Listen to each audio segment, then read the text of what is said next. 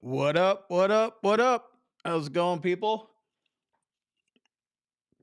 Mountain doing it today. Happy Sunday. I'm Combat Craig, and this is a discussion about the VA disability claims process. I'm not can't even talk. I'm not an accredited agent, and this is just a little veteran to veteran advice and my 2 cents. I'm just a jackass in a cowboy hat. So, but good cowboy hat. Also, real men rock pink. So I've always wondered where I recently moved a couple months ago, and I live near a Walmart. And I actually brag about it, which is just kind of that's a whole nother pathetic thing. But I just wondered where, like, these cheesy shirts you get in Walmart, like, where do people wear those things at, other than when they're in Walmart shopping? Well, it turns out they wear them on the Combat Craig channel too. So yeah, that's the story behind the pink shirt. I am wearing a shirt.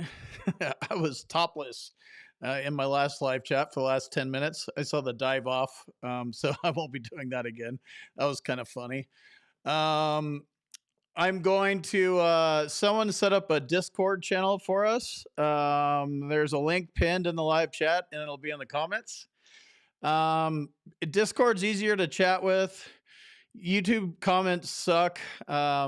Just kind of just to have conversations in. So Discord's like a chat room on steroids. You can do all sorts of stuff in there, video. We'll figure it out. If this core group gets into the Discord link, that'll be a good start. And then if you're new, hop in. If you guys know anything about Discord or can help, that's what we need. You young whippersnappers need to help us old folks out and people that are older than me. Just Discord makes sense. I've been thinking about message boards, forums. Discord's the way to go. You can say whatever you want on there, except for racist shit. If you think I'm gay because I'm wearing a pink shirt, probably wouldn't say that. They're still owned by Silicon Valley. And then how about Wall Street Bets and GameStop this week, right? So they had a Discord channel, they got it shut down, and somebody said it was because they were saying racist stuff. So morons. So when you go in, you sign in with your email. Don't use a fake. It doesn't show your email. Don't use your YouTube username or your real name. Use something else. So you could say whatever you want. There's some anonymity. There'll be a general channel.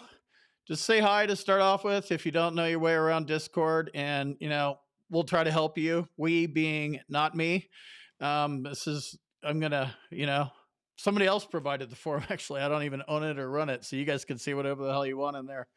I just kind of started off with a general one, and then I have 2 shit talking channels. One for shit talking about VSOs, accredited claims agents, lawyers, and then another one for non-accredited agents and companies. Shit talking is good. You need to be able to go in and voice your opinion when you're pissed off at a company and they're sucking for you, whatever it is. Your lawyer's blowing you off, your VSO's a piece of shit. So shit talking is good. It breeds. It should be interesting. I don't really care.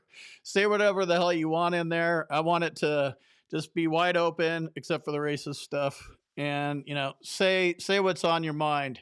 It'll help. There's a lot of negativity, and it just kind of comes with the territory here. We all have mental health problems. We don't have very rosy, powerful outlooks on life. So there's just going to be a lot of negativity. That's fine. I'm cool with that. I live in the negative.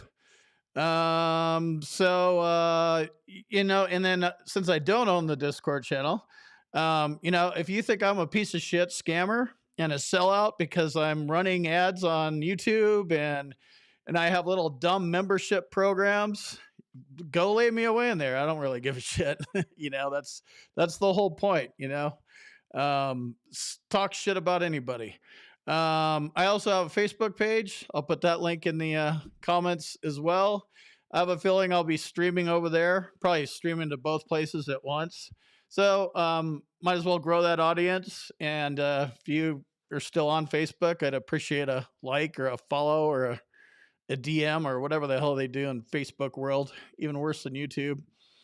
Combatcraig.com is the hub of all this. I'm really rusty with WordPress and my very small team.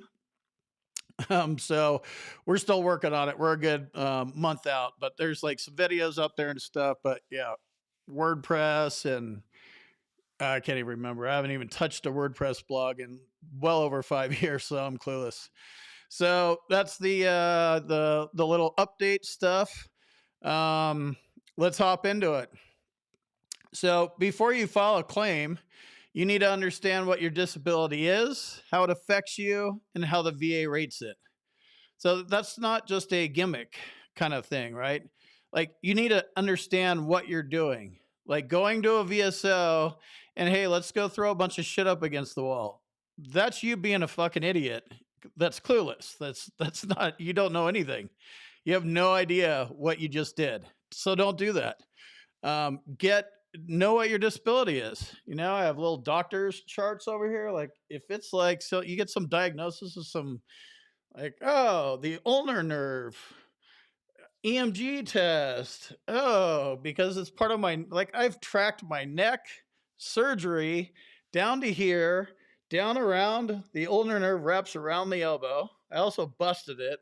And I also have carpal tunnel, but I'm like looking at all these nerves, trying to read the EMG test, like, you know, whatever. At least I have a basic understanding because you're filing a claim for it. You're saying, hey, I'm disabled because of this. It would be nice to be able to explain what this is.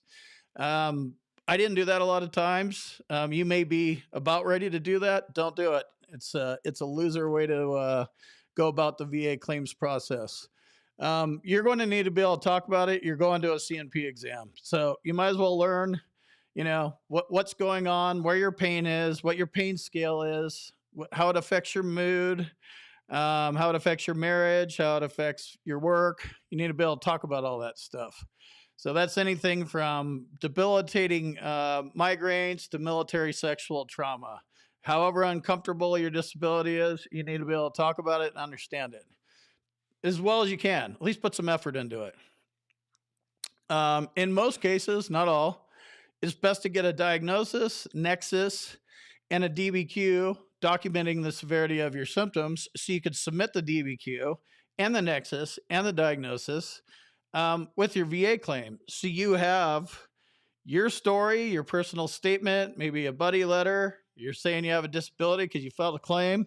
And then you have a doctor like backing you up. Sorry, I dropped my beat pen. So you have a doctor backing you up, right? I mean, that's strong medical evidence. A doctor, medical disability, right? So if you and you may not be able to get that, and it's not necessary for everything. There's some of these subjective claims. Tinnitus is one of them. Where you'll be doing your own Nexus, most likely. You probably won't have a diagnosis, even though they're going to say something and send you to an audiologist. And I don't even think a DBQ exists for tinnitus. For hearing loss, I'm sure it does. But generally speaking, and this paperwork and this from this doctor is just all this stuff on paper, right? A current diagnosis and current symptoms. If you don't have that, don't file a claim.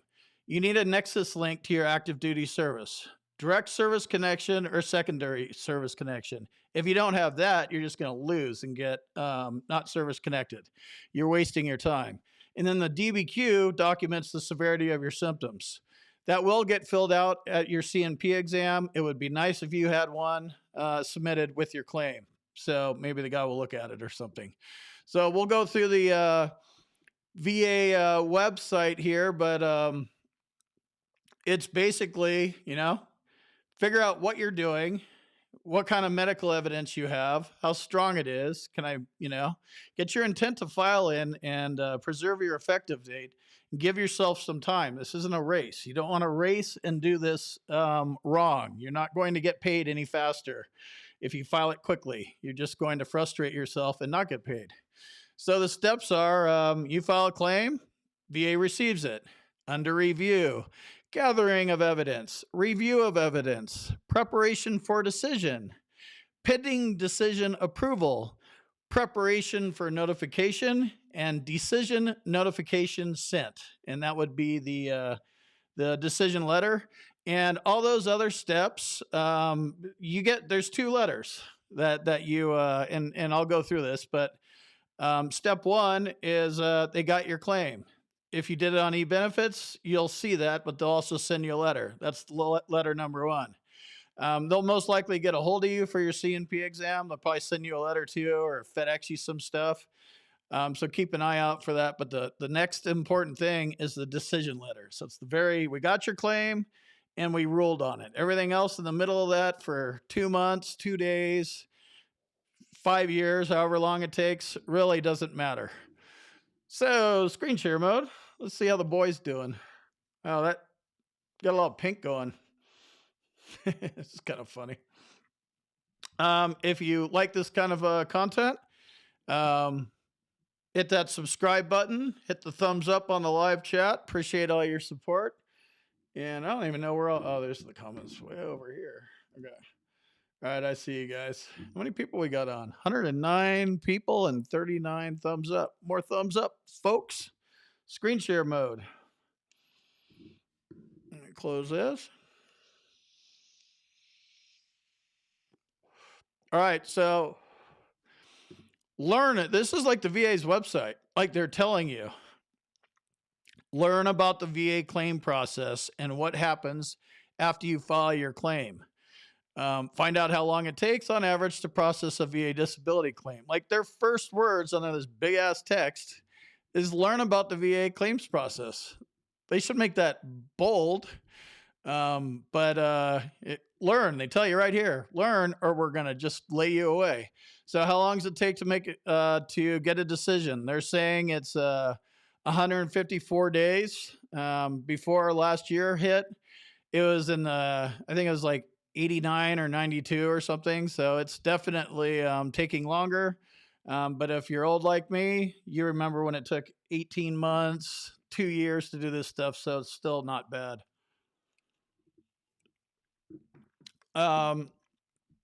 Well, what's the amount of time it takes to review my claim? Well, what kind of claim did you file? How many injuries or disabilities did you claim? And then how complex are they?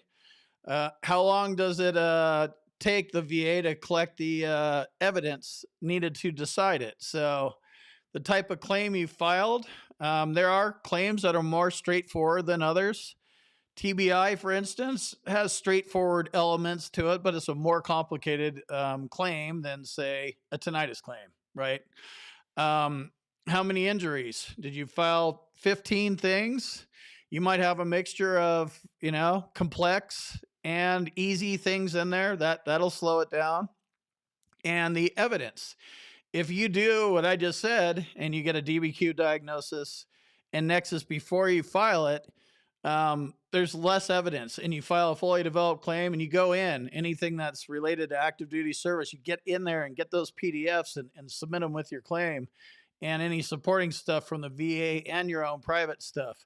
Then basically they just look at your packet and send you off to the CNP exam. And once that comes back, they're able to, give you a rating. What should I do while I wait? Jerk it. Don't do anything. Don't look at any benefits. You're just waiting. 154 days is the average. It's just average. It's based on nothing. Your claim is not like anybody else's.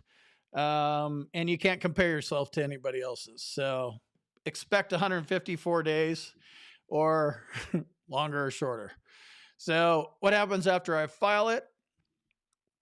If you file it online, you'll get an on-screen message. If you're doing it on e-benefits, by the way, I have it on good authority, is shutting down. I've been seeing this going on for a while, so they've been moving stuff over to va.gov. So I have a feeling here, sooner than later, e-benefits is probably just going to be gone. But for now, it's still up. So if you file it, you'll get a notification. And then, like I said, you'll get a letter saying that they got it. The VA likes sending mail, and the decision letter is the most important letter, and we got your claims pretty important too. So that's step one, claim received, initial review. They'll review it. If you don't, if they review it and you have everything and it truly is fully developed and all the evidence is there, they can move it to a decision right there. That's why some people get it done in 3 days, 30 days, something like that. They initial review, it's like it's all right here. Boom, rate them. Evidence gathering, review, and decision. This is when your NE benefits, NE benefits. Can't even talk today. I don't know what's wrong with me. And it's like, oh, preparing for this and notification 3 closed and all that. This is usually this phase. Again, it's irrelevant. Don't worry about all that stuff. They're just gathering and reviewing and shuffling things around, and there's nothing you can do except for sit there and watch and get pissed off. So this is the duty to assist part. They're, going to send you to a CNP exam, look for other evidence, healthcare providers, other agencies, if you provided info, and who knows where they're going to look. I'm sure they're not going to look very hard. Don't rely on them to look for stuff. They're going to review the evidence and make a decision. If we need more evidence during the review, your claim may return to this step more than once. That seems to happen quite a bit, actually. Preparation for notification is after that. They review the entire claim, somebody else does, and then claim complete. You're dealing with veteran service representatives, the rating veteran service representative, the RVSR. That's the guy that actually gives you the rating, but there's, steps before and after him. What should I do if I disagree with my decision? If you disagree, you have 3 decision review options to choose from. I'm not going to pop open that link. It's a higher level review, supplemental claim, or you can go straight to the Board of Veterans Appeals. Just whatever happens, if you disagree with your claim, don't quit, but understand what you submitted. Read your decision letter and understand what you submitted and then how they interpreted it. Were you right and they didn't see it or something? Or was your claim dog shit and it should be denied because you had no medical evidence or it was weak at best? So read your decision letter. It tells you what evidence was considered. It's hugely important to understand that because that'll, you might just need to go straight to the BVA. No need going to a higher level review or a supplemental claim and wasting 4 or 5 months if you're going to the BVA anyway. It just all depends on, what you got to work with. Okay, so we're through this one. Wow, the VA has an Instagram page? Does Instagram even, kind of shows up close. Huh. That's interesting. Anywho, okay. Let's check out this one. This one is disability compensation effective dates. So once you get your get your award, like what's my effective date? So direct service connection, the effective date for a disability that was caused or made worse by military service is whichever of these comes later. And this is weird VA bullshit mumbo jumbo language. The date we get your claim or the date you first got your illness or injury. So it's the one that's later. So it's the date you get your claim. So your effective date for direct service connection, when you're 52 years old, filing for something that happened in 1991, 30 years ago, that is not your effective date. There might be a argument to be made somewhere down the road if you want to have that argument that it was a Q claim. It's not a Q claim, it's a Q. Clear and unmistakable error. We're not going to get into that either. But in most cases, your effective date is when you submit your intent to file. It is not when you think it should be. Blah, blah, blah, blah, blah. So let's read through the example here. So Sean is a veteran who ended his active service on September 30, 2013 with a hearing disability. Loser claim. He filed a claim for his hearing problem more than 1 year later. So that presumptive, there's a presumptive period as well. When you get out, that year is crucial. We got Sean's claim November 15th, 2014. So little over a year later. On March 10th, 2015, we awarded Sean a 30% disability rating with an effective date of November 15th, the date we got the claim. I know when I read this stuff, I don't read it very well, but this should be pretty straightforward. So he got out September 30th, but he didn't file a claim till November 15th, 2014, a year and a half later. So he was not in that 12-month period. That's the presumptive period when you get out. So the farther away from that date you get, that's where your effective date moves to. Let's go check out old Rick. Rick's a veteran, ended his active duty service September 30th, 2013 with a hearing disability. A lot of hearing disabilities in this example. He filed a claim for his hearing problem less than a year later in the 12-month presumptive period. We got Rick's claim on July 5th, 2014. Because we got it within 1 year of his separation from active service, we awarded Rick a 30% disability rating with an effective date of October 1st, 2013, the day after Rick's separation from the military. So it's actually the day after, right? September 30th. I guess there's not 31 days in September. So it's the day after. You literally go from active duty to day one of civilian/veteran. That's when you file your claim. Presumptive service connections. I was kind of talking about that. If you get your claim in that first year, there's a presumption there that whatever you're filing a claim for is a result of your active duty service. You probably didn't get much medical evidence. You probably were like, don't go to sick hall and don't complain about everything and be a pussy. So you'll probably get a low rating, but it's a lot easier to go for an increase later than it is to try to get service connected when you're in your 30s, 40s, and 50s. I'm not going to read these because I think they're kind of boring.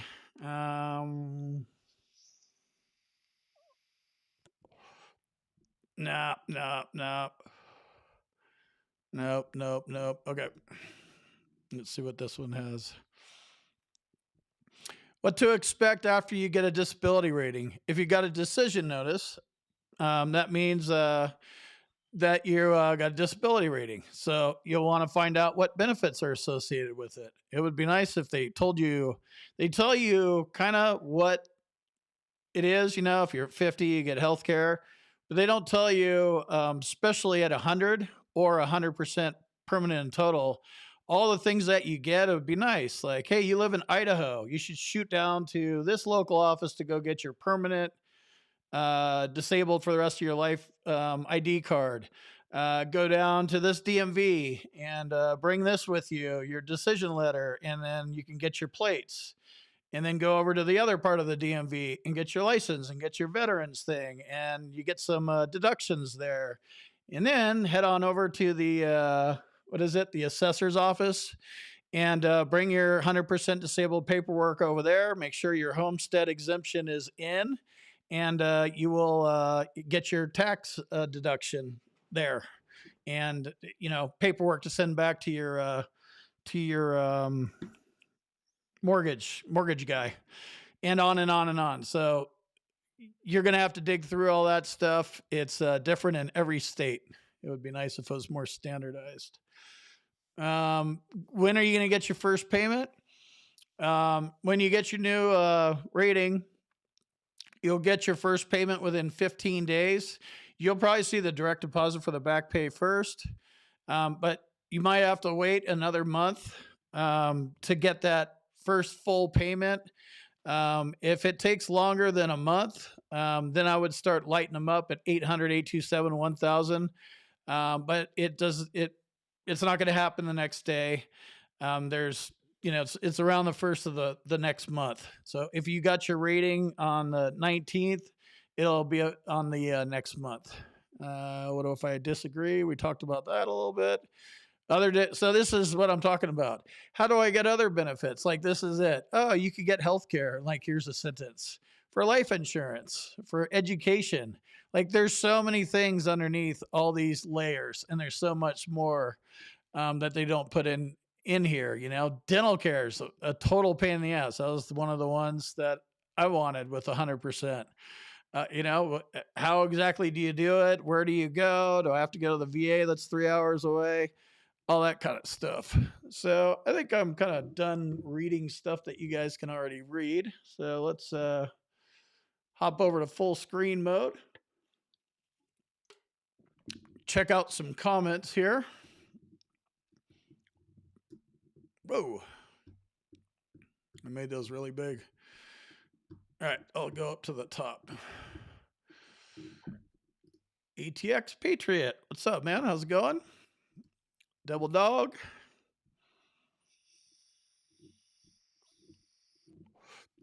I saw your super chat. I might have my volume turned down. I don't know why the sound's not on that thing anymore. Jason, Brooklyn Vet.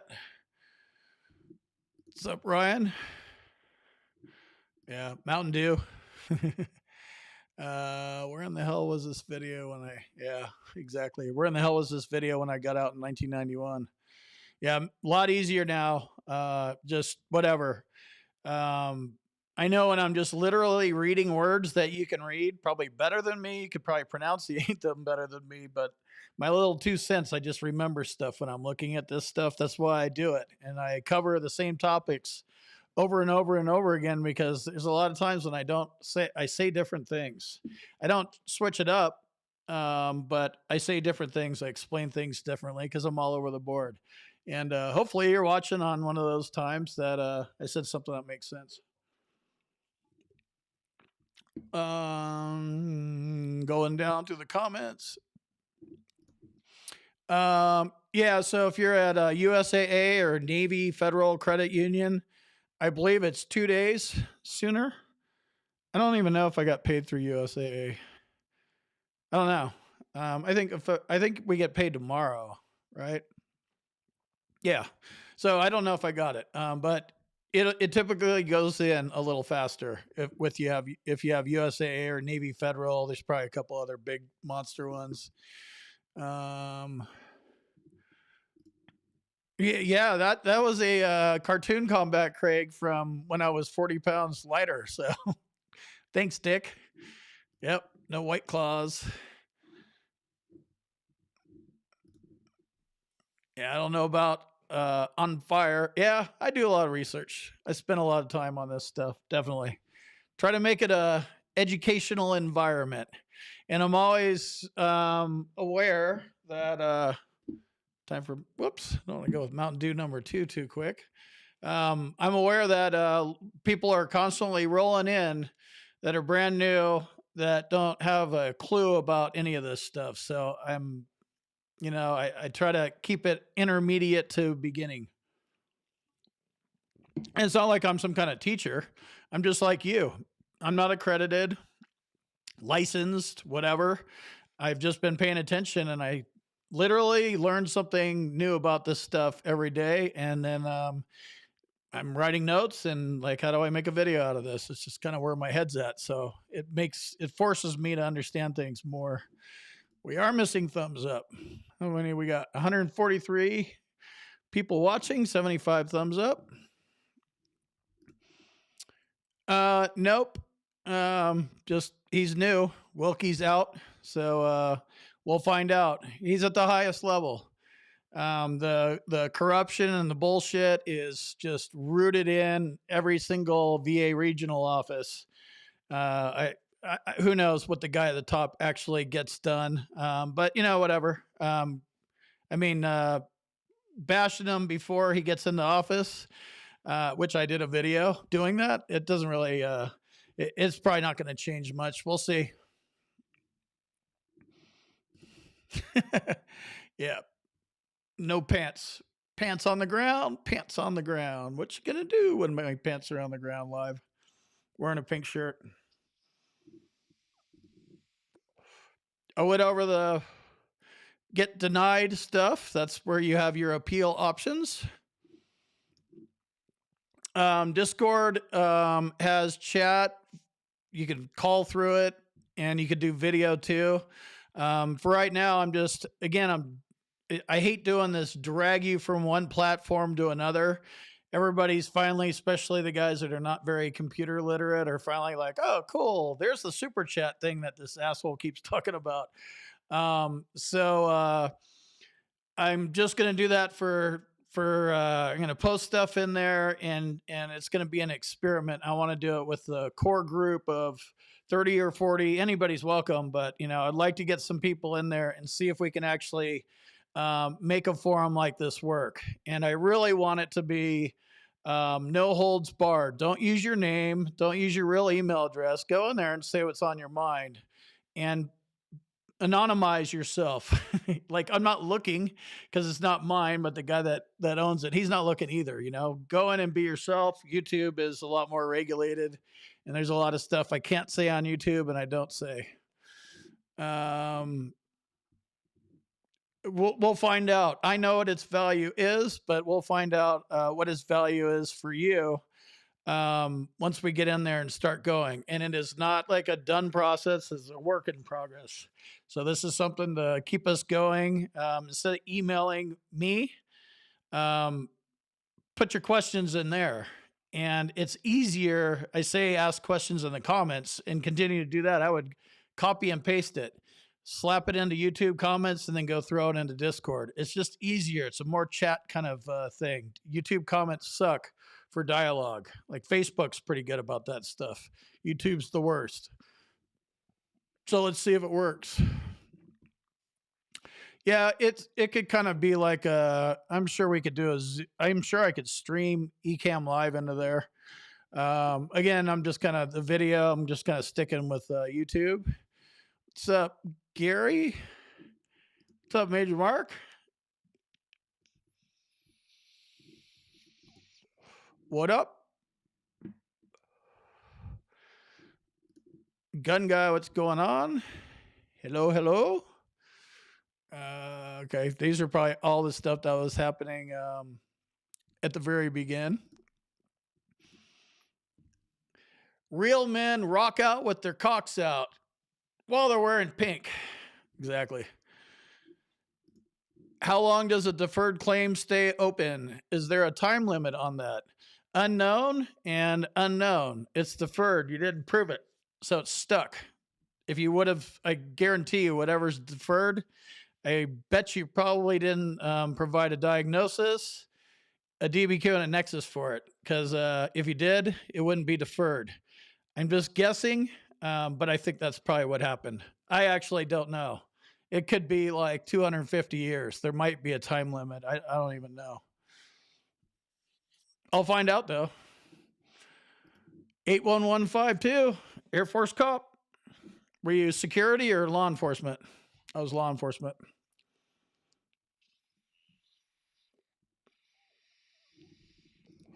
You are excused. Oh, I wonder if I could.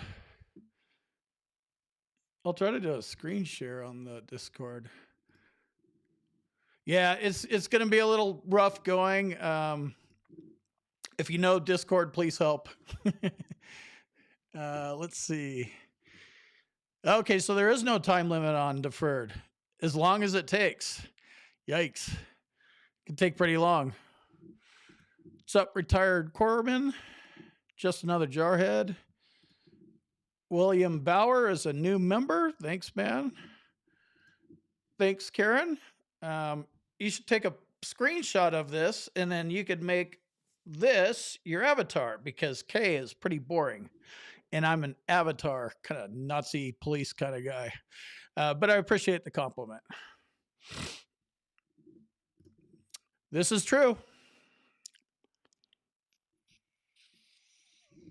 There's the $10 super chat.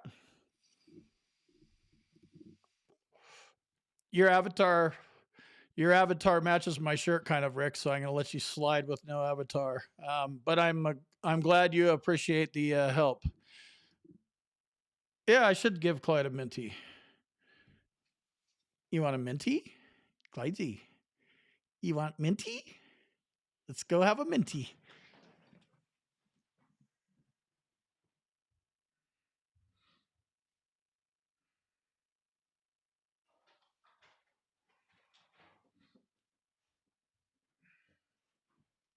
You have to eat it on camera. Come here. Get back in your bed. No, come here. Get on your bed. All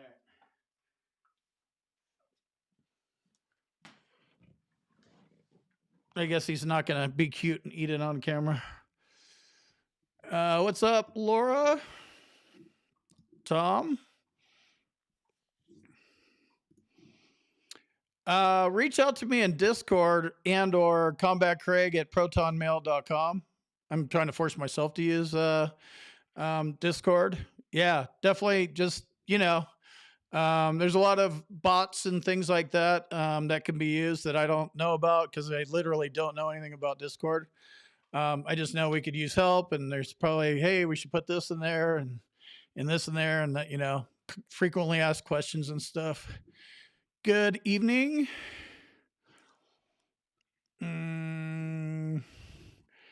Yep. What you see is what you get. WYSIWYG.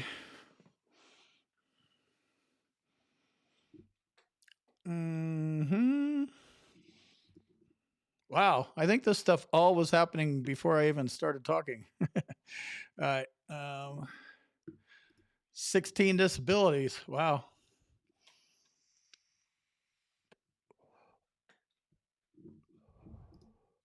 Yeah, the simplest stuff will get you denied. They miss everything. Remember, you're relying on complete morons to go find things for you. You're better off just blowing it up. They have a better chance of finding pieces. Like, don't rely on those morons to find things for you. Give them what they need. It should be pinned at the top of this chat. Yeah, it's at the top of the thing, William. The Discord link. Oh, sorry, the Discord channel link is pinned at the top of the chat. Honest and vulnerable. Honest is when people think honest, maybe the first thing is like, oh, don't lie. Really, honest means be truthful with yourself about how fucked up you are. That's the honesty part. And then the vulnerable part is now you realize that you're fucked up. So get some help, get in front of a doctor, and really tell them how miserable your life is, and don't hold back. So that's what honest and vulnerable means. You'll see those two words or words like that floating around. It doesn't mean don't be a lying, scammy piece of shit. It means that too, but it means like, you really need to talk about whatever your disability is. Hit the like. Yep. See what he did here? If you get denied on a good claim, appeal. If you get denied on a bad claim, let it go and build a good one. I saw you said that, George. Congrats on your win, by the way. And yep, Nexus can be free of charge. It's all over the board, doctor to doctor. Find one. I'm not saying you have to pick one. Try the VA doctor and try to get a diagnosis and try to get a DBQ filled out to document the severity of your symptoms and a Nexus. If you get some of it, then try somewhere else and try to get that. It'll help your claim.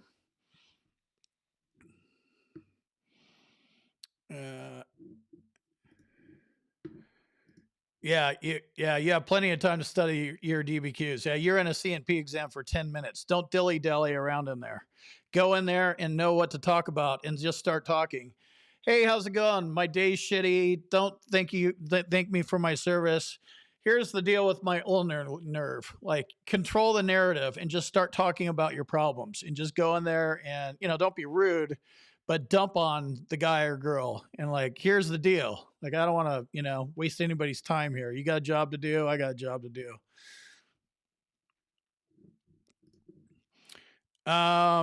If you're going to get a DBQ from someone other than the CNP examiner, it's probably going to be a private doctor.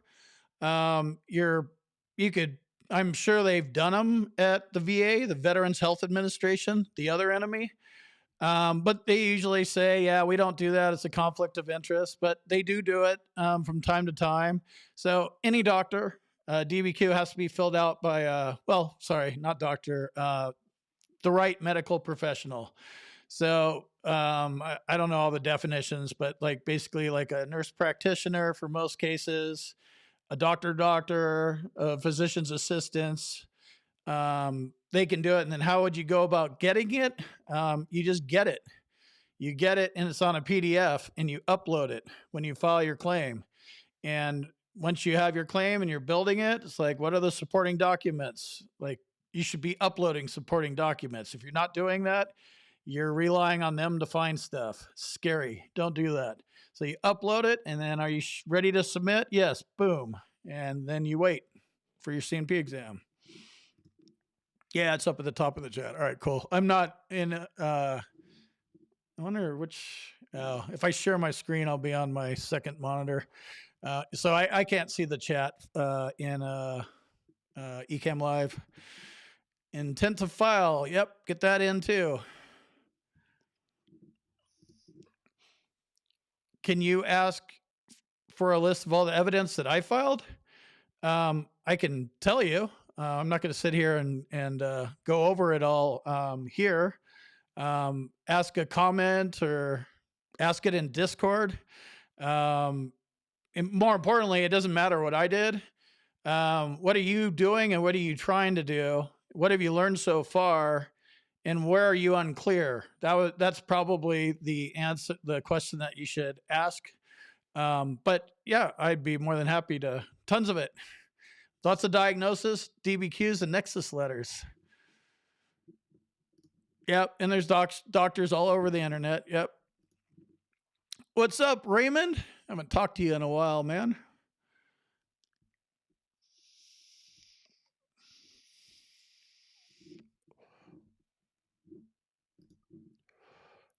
Had your first, so last week, huh? Yeah, so it's done.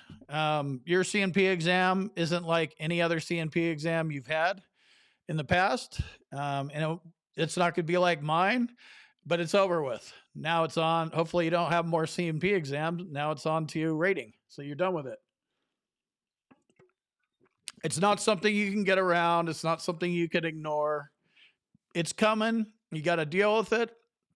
And you'll be prepared and you'll tell your story and then you'll be done with it. And I don't know, you might not feel good, but at least it'll be done. No, you cannot download a DBQ yourself. I have heard of people actually downloading it and filling it out and then handing it to a doctor.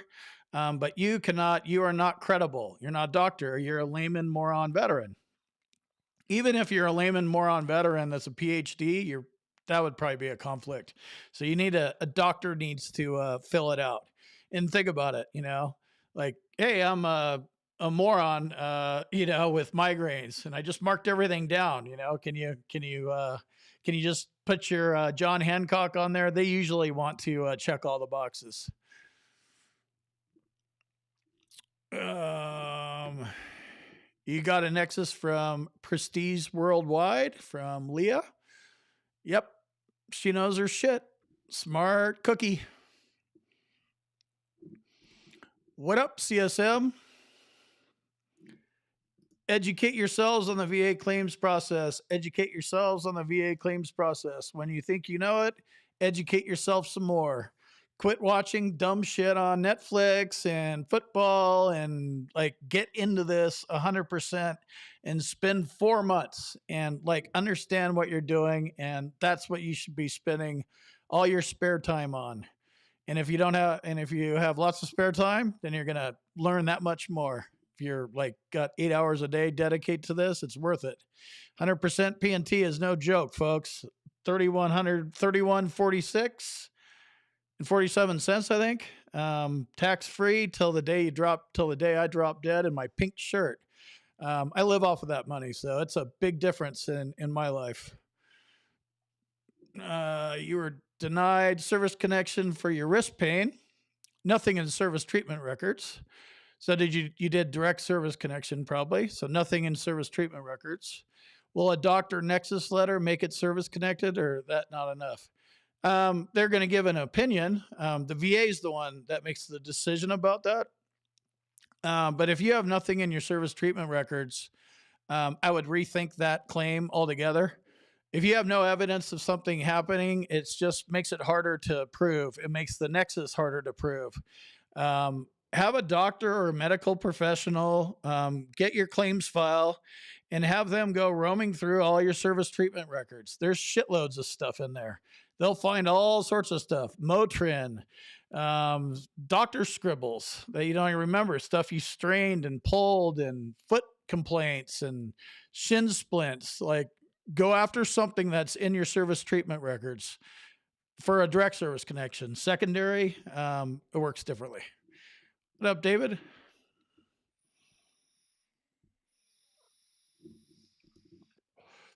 South of the border, chilling in Margaritaville.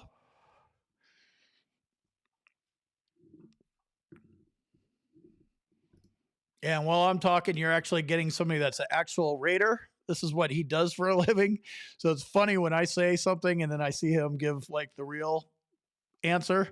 But that's what's cool. He's in here and he actually gives the real answer. And I know what I know.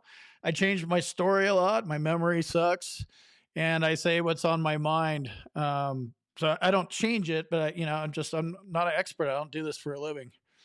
I make videos for a living. I don't do claims and talk to people and have people close to me.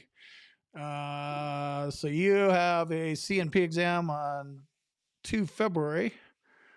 How long will it take? Great question. Depends on a lot of factors, like the ones that I just went over. How strong was all your medical evidence? Is it wiped out now? I know it's getting close. Yep, keywords are everything. You got to speak their language, use their jargon, but don't be careful with that though, and don't be too medical term and too much of a smartass and a know-it-all. Know what you're talking about, but know what words to use and what words not to use. Prostrating is not a normal word. I personally wouldn't use that if I was building a migraine claim. I would call it laying down. So whatever the VA verbiage is, you probably want to understand what that is and then understand what the layman version of that is. That makes sense.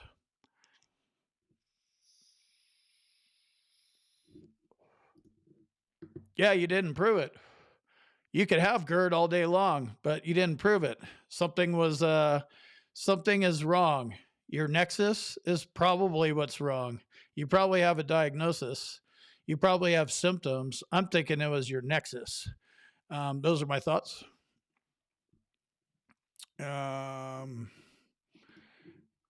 Your 10% for tinnitus came 4 days after the audit. Yeah. So if it's all there, and that's the only claim that you filed, or that was the last piece of the puzzle.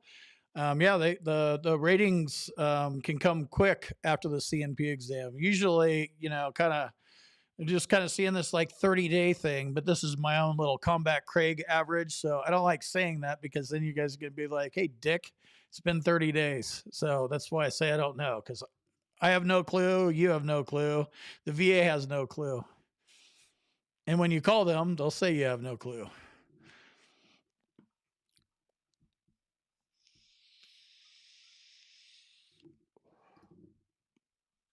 They asked for your DD-214 twice. That's weird. Seems like they would have that, but doesn't surprise me that they can't find it. Yeah, like using your social probably to verify your service. There's other ways. Yep. Yeah. The nexus is the nexus. Well, in this language, it means link. I don't know if that's the actual definition. So the nexus link is the link between your current disability and your active duty service, and it's done by a doctor. In some cases, you could do it yourself, and in a lot of cases, we do it ourselves because we don't really know what we're doing. But we are not credible to make our own medical opinions and form a nexus link between one medical condition and another one while we're on active duty, because we're not doctors. But yes, there's lots of videos about Nexus letters. That's essentially what it is. But what a Nexus boils down to is a doctor giving his rationale or opinion um, about the, how likely is this caused or aggravated by this thing over here. And they have their own little language. And it's, let's see, is due to 100%. More likely than not, I think that's about 80%. At least as likely as not, that's the most common rationale used. It's a 50-50 chance, 50-50. Tie goes to the veteran, learn that law. Less likely than not, that's about 30% chance. That's usually what the C&P examiner will say in his rationale as to why he doesn't think the link is there. And then what is not due to or something is the last one. So learn the little language and the verbiage, and yeah, you'll start immersing yourself and you'll start picking up on the lingo. Yeah, I don't. If you wrote the Nexus yourself, probably not going to be strong enough. Perfect. So I don't know how far you are in. It sounds like your claim's off and running, but this is exactly what you don't want to do. And I am going to put you on blast here, PG, because I've been here a long time. You need to see what the VSO submitted. Why the fuck do you not know what some jackass VSO submitted on your behalf for your claim, for your benefits that you earned? Some fucking asshole that doesn't make that just does volunteer work and doesn't give a shit if you win or lose. That's the guy whose hands you put this into. Like, figure out what these VSOs are doing for you. It's so important. You have to be hands-on. If a lawyer is making an argument, hey, lawyer, explain what your argument is. I want to understand what you're arguing. And, they might tell you to go, kick rocks, but they should be able to, yeah, we're doing it like this. And if you're up on VA law, like, give me the CFRs, I'll go learn myself, Mr. Lawyer. Understand what everybody's doing on your behalf, because they are going to be long gone when you're in 10 years from now, and they don't give two shits about you. They get paid if they get paid. Everybody usually gets paid. But the point is that you get paid, right? And the compensation and the benefits that you earned. Where are you, Clyde? You're like right underneath me. Oh, you're not even on the GoPro. Go sit on your bed, Dick.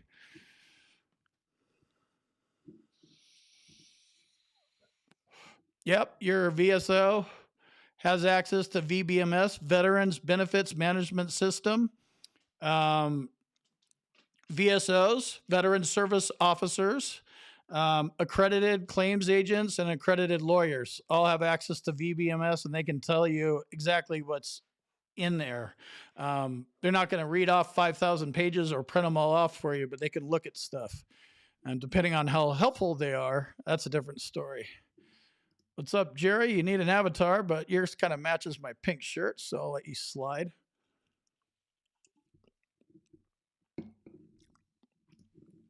Yep, do your research. You're going to pay money, most likely. Get over it. It's not free. It is a pay and play, or a pay to win, or whatever you want to call it. If you got to go pay for a doctor, go pay for a doctor. Don't be hung up on the money. That's stupid. You're just going to get you're leaving so much money on the table. Oh, I can't come up with $500 or $2,000 or whatever it is. Like, if you are currently 30% and all you need is a doctor to get you to 100, you're literally leaving what, like $2,000 a month on the table, tax free. Like, get it. Go borrow it from mama, sell your car, drink less beer, smoke less weed or something.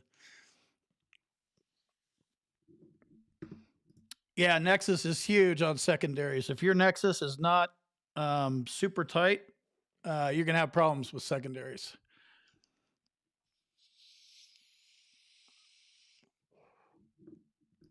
Yeah, your doctor could write it. Remember, this is your doctor providing a medical opinion. So the rater is going to get it in the VA claims process, right? As they're gathering evidence, they're going to determine if that is enough or if they need to send you to a CNP exam. I'm just saying, just prepare for it because you've submitted your side of the story, right? Your story, your doctor, they're going to get their own doctor to look you up and over, even though they're all contracted out. Document, document, document. Yes.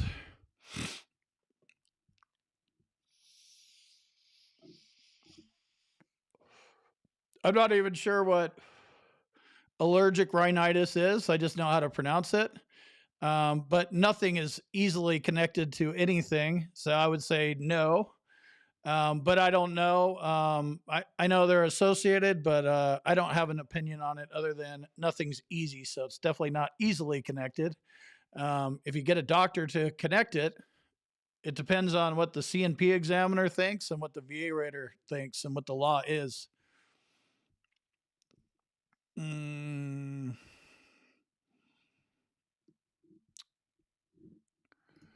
Hindsight being 2020, one of the benefits of hindsight. A lot of active duty members need to be on this feed so they can educate themselves.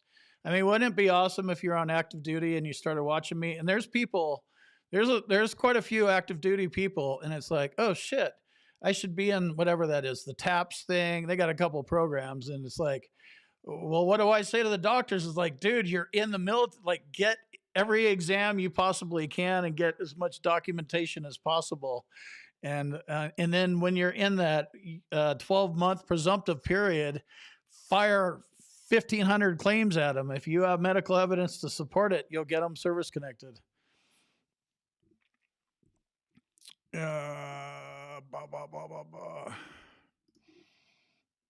not a psychologist. Either am I, but I play one on TV.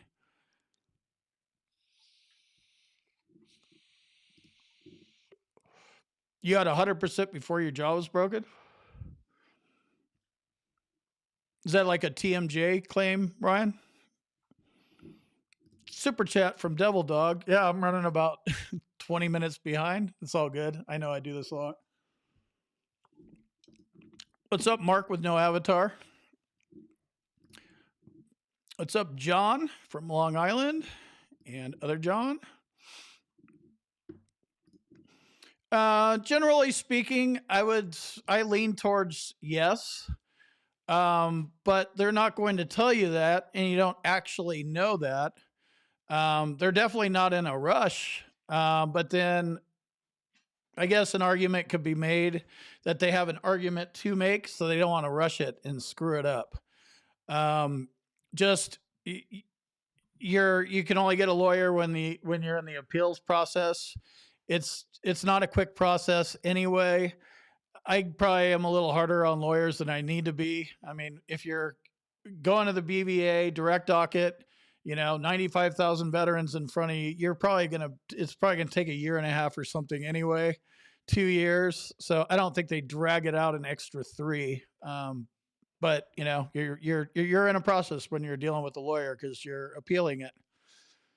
Let me let Clyde out real quick. Be right back.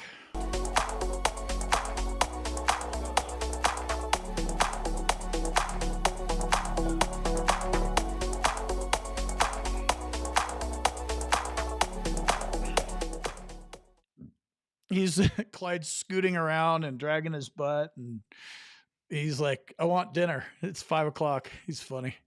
No dinner for you. You just got a minty. Shut up. Yeah, I didn't even check, so I probably got paid too. I got USAA.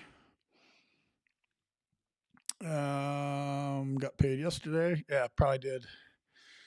Okay. Navy Federal went in today. Yep. It's usually a day or two. Yep. I can't remember what they call that, but it's they know the money's coming. It's like a guarantee. And I learned about this in December. There was some bill that didn't get passed or something.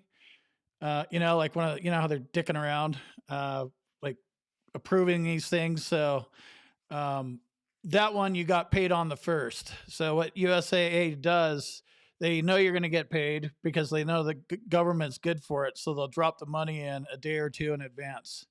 But in that particular month, I think in December 2020, but last month, I think we all got paid on the first because Congress didn't pass something. I think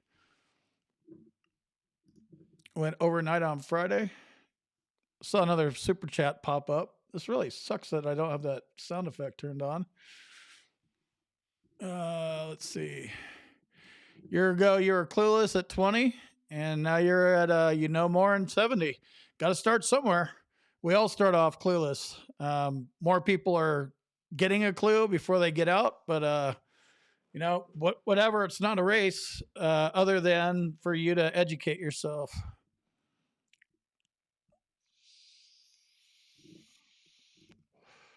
Welcome, welcome, new folks.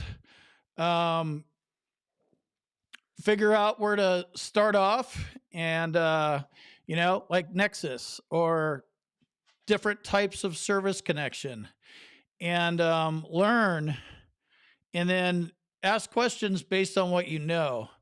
You're going to find that most veterans, especially close to me in this group, channel, Discord, if you're putting an effort out to understand something, it's not a dumb question.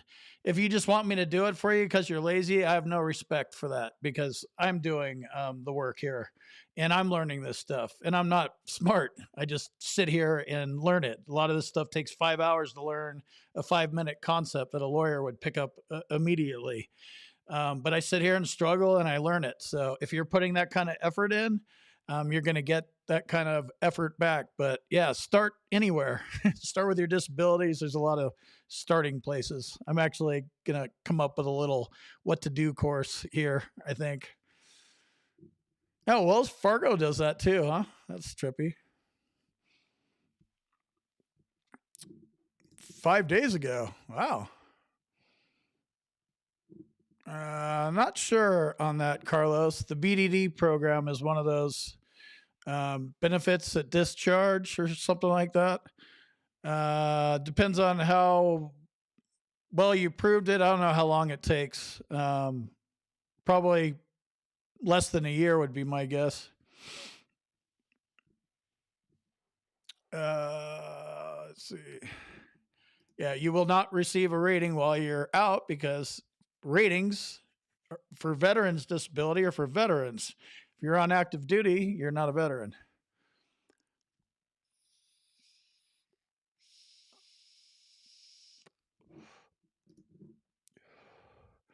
Yeah, I mean, I agree with you even more, Tom. But I think they don't care what, they didn't give a crap ever. But for Vietnam vets, definitely harder than for Desert Storm vets, and you know, everybody after that.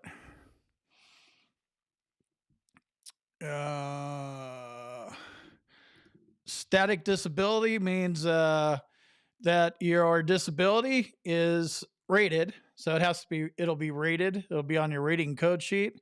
And I guess it would be the rater, VA. Yeah, I guess it's the rater. They determined that based on the evidence available to them at the time and the rating that you got, it's not likely to ever get better. And that's what static means. If it's not static, I just can't remember what the other word is when it's not static. I just know it's not static, and that means a future exam is likely. So if your disability, you know, isn't getting better, you're shooting for static. That was kind of a bad explanation. Sorry.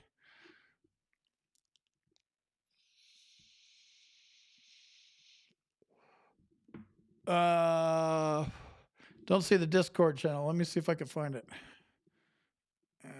Shit. Okay, stand by. Stand by for Discord. What is it? Nope. YouTube.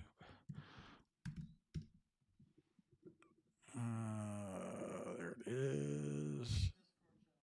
Whoa.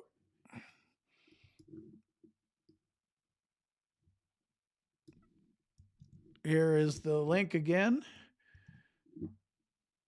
I just posted the Discord link in the chat again. turn off YouTube so I'm not echoing.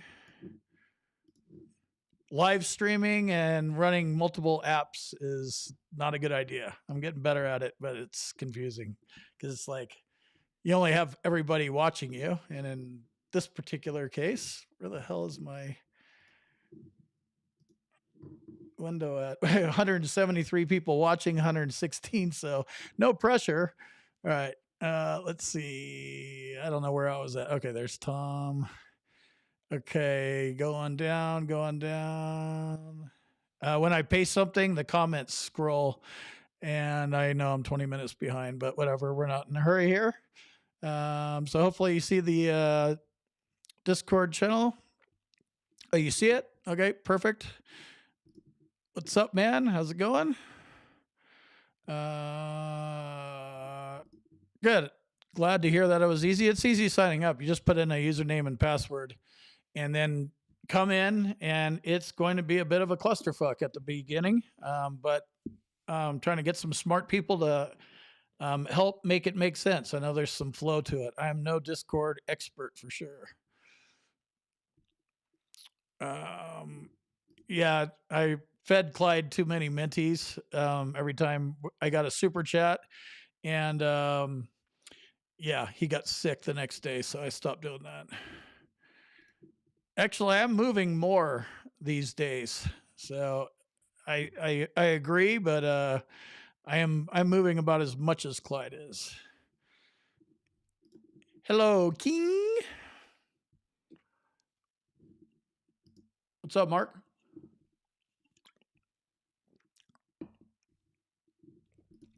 Yeah, good call, Jason.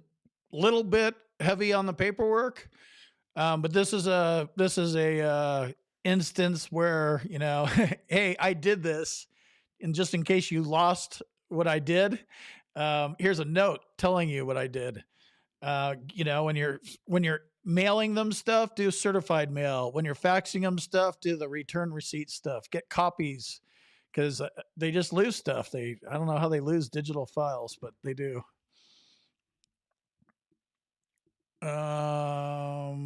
No tie tonight. If the link's not working, I'm gonna go. Well, shit. If the link's not working, I don't know what to tell you. Sorry. Okay. I was just scrolling through. Hi, all.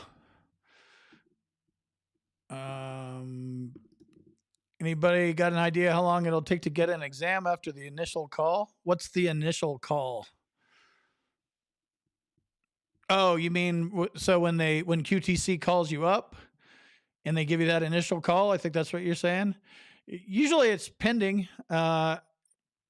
It should be a couple weeks after that initial call, I would think, if not a couple days. They should do the initial call and schedule that, or, you know, check your calendar. I think that's what you're talking about. Okay, let's see.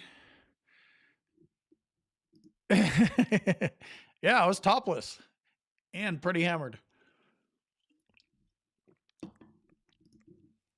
I am good. How are you?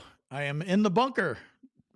My bunker is looking pretty decorated these days. Glad I finally got the studio done.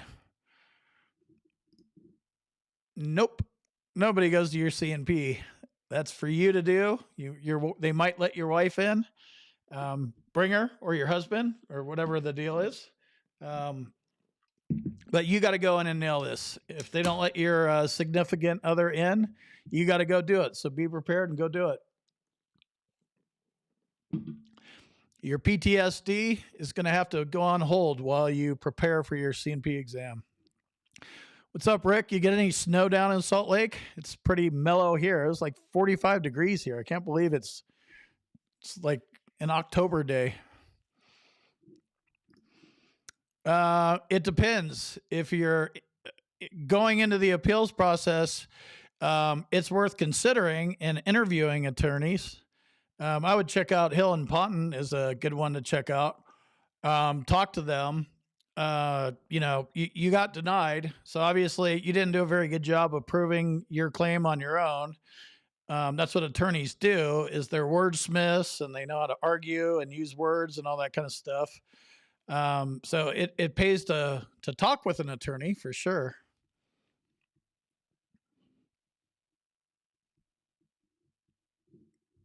Carlton, what's up? Yep. Upload everything. Submit a fully developed claim. A fully developed claim is everything you have. It is not your 15,000 pages of all your service treatment records and every note that's gone on in the VA. It is, I have a disability for migraines. I've got a complaint here in the 70s or whatever, 76. I complained 3 times and then 77. So all you need is those dates of the complaints, 3 or 4 of those is good. A couple of complaints from the VA, current diagnosis. That makes it easier. Give them something to focus on. The duty to assist will still work and they might go rummaging through. Most likely they will. But if you give them everything to look at, they don't need to go find it. Remember, a lot of these medical records, especially for you older folks, older than 52, it's handwritten. So a lot of that stuff is not OCR'd. So they can't search through it. You can't even read it. I don't even know what happens with that stuff. So if you have a bunch of handwritten records on that razor thin fax paper stuff, copy paper stuff that just falls apart, I would definitely get somebody that knows how to read that stuff. Retired nurse or somebody like that, maybe, that's used to seeing doctors scribble.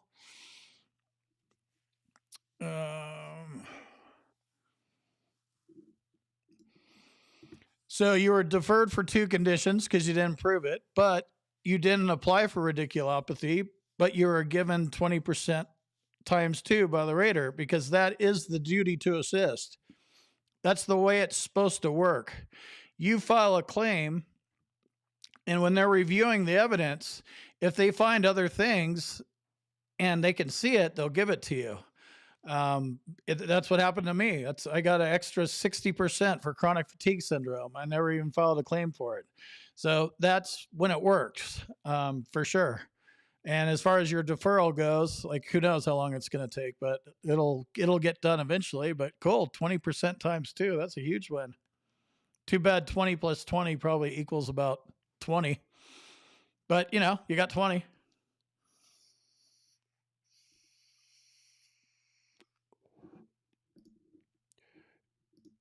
I do, Jim. I do for a couple reasons. I have problems. I don't trust PNT, even though I've been PNT for over a year and a half. I just have trust issues with the VA. I think they're going to change the law and reverse the PNT someday or something. I don't know. So there's probably some of that going on. But I actually try to get better too. But you don't have to continue seeing them if you don't want to. You can bounce. I just don't like using that as advice. If you have a disability, you should be getting some kind of help for it. Oh, so you actually don't think prostrating's a bad thing. So this is tricky. So if you don't know what it is and how to craft a personal statement, and it looks copy and pasted, then you would probably look at it sideways. So it depends. I think it's just better to not use medical terms and just tell them, dark room, gotta lay down, that kind of stuff. But that's cool to hear that prostrating doesn't turn you off. Yes, I'm in Idaho.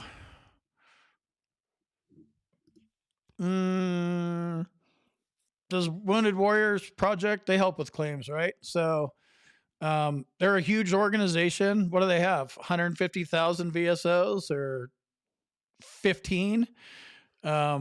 Is the organization good? Irrelevant. Is the guy you're going to get good? I don't know, but that's the question you need to figure out. It doesn't matter who the organization is. It matters who the person that's helping you with the claim is. So, DAV is reputable. Oh, great. Well, I'll just go with them. ACEs all day long. This is easy until you get a shitty VSO, and it's not easy. So I don't take any company that helps veterans at face value. Ask questions and interview them.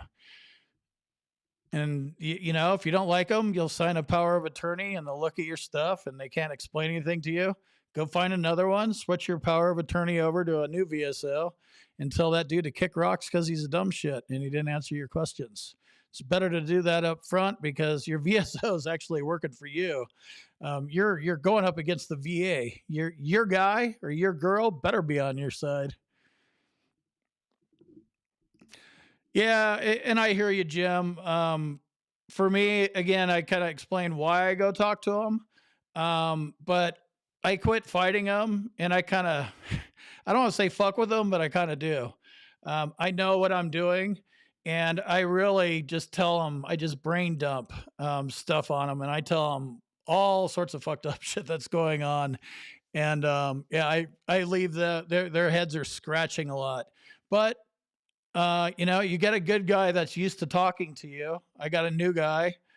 He's like a social worker, so he's not a doctor. But we had a pretty good breakthrough last week. It was my second appointment with him. So, keep talking to these guys. It's their job to learn how to talk to you. So don't give up on them. Don't quit on anything with the VA. Nexus is everything. Yes, and the most important thing, and it's not just a nexus, and I do not touch on this enough. The important thing about a nexus is that it needs to have credible supporting rationale.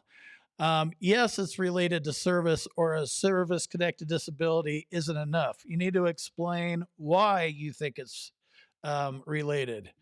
It's related because I have lots of experience with migraines. I think it's related because of this peer study, and this, like supporting paperwork and studies and stuff. He needs to explain the rationale. Yes, at least as likely as not, you need to go farther. You need to go deeper than that and explain why. Yeah, because it's obvious. All right, explain. If it's that obvious, then it should be easy for the doctor to go pull in some articles, maybe some past BVA case decisions, even though VA raters don't really look at BVA decisions. That's a good reference, by the way. BVA decisions. Like if somebody won it in court, your claim's not like theirs. But if somebody else did it, doesn't mean that you can't make a similar argument.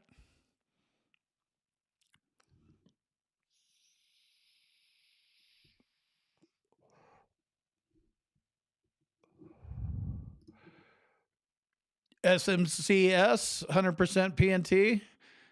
But I've talked to you, Ryan, and I know enough about your situation that you're kind of one of those no-brainer. Like you got issues. Clearly, any person or any idiot could see that. But for a lot of us that aren't used to talking and might not be as bad as you off that you are, the nexus comes in. It's all over the board. It's better to have a nexus. Try to get one. If you can't, then you can't. Just know what it is. It's actually, what does duty to assist mean? It's almost an oxymoron. It's a law. I don't have the code. Look it up. I would Google that phrase. What does the duty to assist mean? And then if that doesn't work, VA duty to assist. And it'll give you the code, and it's, the VA has an obligation to assist you with your claim. Now it doesn't define that at all. It just says they have a duty to assist. It doesn't say that they actually have to assist you, but they have to go through the motions of assisting you.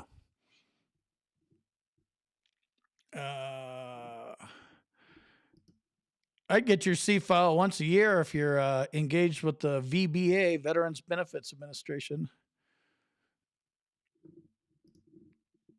Yep. No, that's it. You're doing it. Keep watching videos.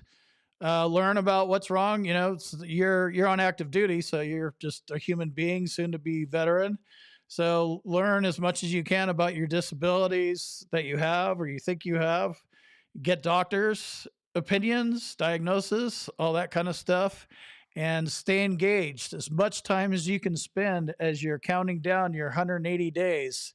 You do this right, it's going to make your life so much easier, especially if you are actually 100% permanent and total and you walk out like that.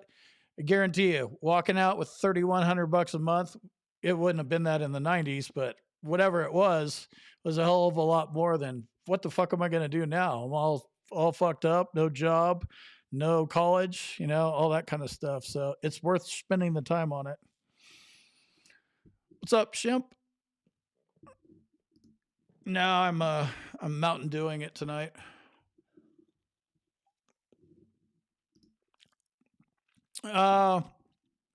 ATX Patriot says he's actually moving quickly. So overall, the date on processing a claim, the average, which means nothing because there is no average. All you want to know is how long it takes for them to, adjudicate your claim. But the average went from like 89 or 93 or something up to 154. So overall, that's a big slowdown.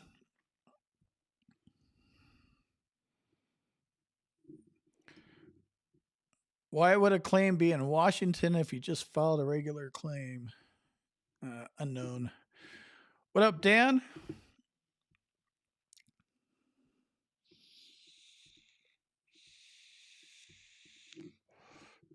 What's a PFOA claim? Acronyms. Learn the acronyms. I see them every day that I never even heard of. So I know you guys that are new asking questions. Where do I start? Learning a bunch of these acronyms are good. DBQ, Disability Benefits Questionnaire.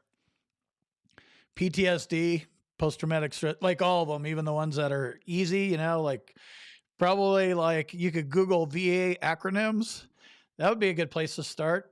There's probably hundreds of them or thousands of them, but it'd be good to get dialed in on these acronyms. So if you're listening for something in a video or reading something, you understand what it means. I stop. That's why it takes me so long to learn stuff, because if I don't understand a word, and then this VA law stuff is really goofy, and I don't have like a legal mind, so I don't understand how 5 words go together. I have to go figure out, well, what does this mean? And I might have to go like ask somebody, or I have resources, but yeah, it takes me a long time to understand things. But I go through it, make sure I understand what I'm trying to understand. Are you allowed to take personal statement notes to read to your mental health CNP examiner so you don't miss any details or symptoms you're facing? Yeah, you're allowed to do whatever you want. Kind of the general thinking is if you have serious mental health issues, you should know what they are, and you shouldn't need to take notes. So that's like the kind of the general thing. But also with mental health is like in pretty much every level, probably 30% up, is short and long-term memory loss. So a CNP examiner is not going to be tripping out on you like, hey doc, I brought some notes down. My memory sucks. I don't want to fuck this up. Is it okay if I read them? Or, I'm sure it's going to be like, no, you can't have notes here. Bring them. Just, you're not there to look at your notes. It's going to take you a while to read through your notes because you're probably going to write yourself a book. The more you're reading your notes, the less you're doing your exam. If your exam's 10 minutes long, you're just wasting time on your notes. But take them. Just be aware of what that doctor's doing. And, if he ain't feeling it, ditch him. Yeah, I like Hill and Ponton's disability calculator as well.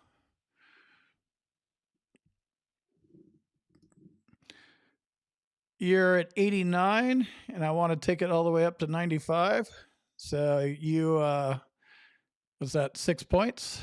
A long way to go with that VA math. What do you need? Probably, I don't even know what you need, 50 or 60%, maybe 40, something big. My calculator out there, but 20% ain't going to get it probably. You probably need 40 or 50, I'm guessing. Okay, cool. Thanks, man. Mm, you're rated at, oops, you're rated at 30. You had a professional submit new claims that were previously denied. I'm up to 60 now and still waiting on sleep apnea rating with my Nexus with my tinnitus. Worth the expense. Yeah, getting somebody that knows what they're doing definitely helps for sure. But you know, this professional, I don't like that word. Um, are they a self-professed professional? You need to be the one that's the professional. So if, you know, it doesn't matter how much of a professional they are, you still need to know what they're doing. Because again, they're moving on, right?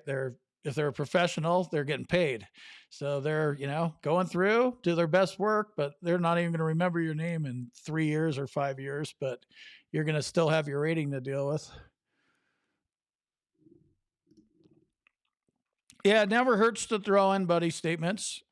You should submit a personal statement for every disability. That's your opportunity to, in your own words, explain what's happening. So every disability you have, you should provide a personal statement.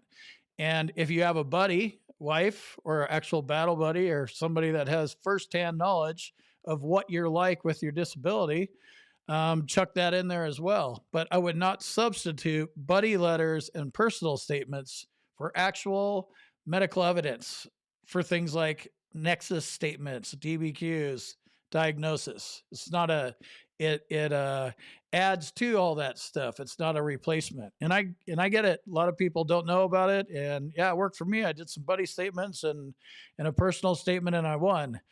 The medical evidence is why you won. It was already in your records. They saw it. Yeah, I think you would need 50 to get to 100 if you're at 89 or 90, maybe even more. My math sucks, even though I just did a video on that. Glad you liked the show.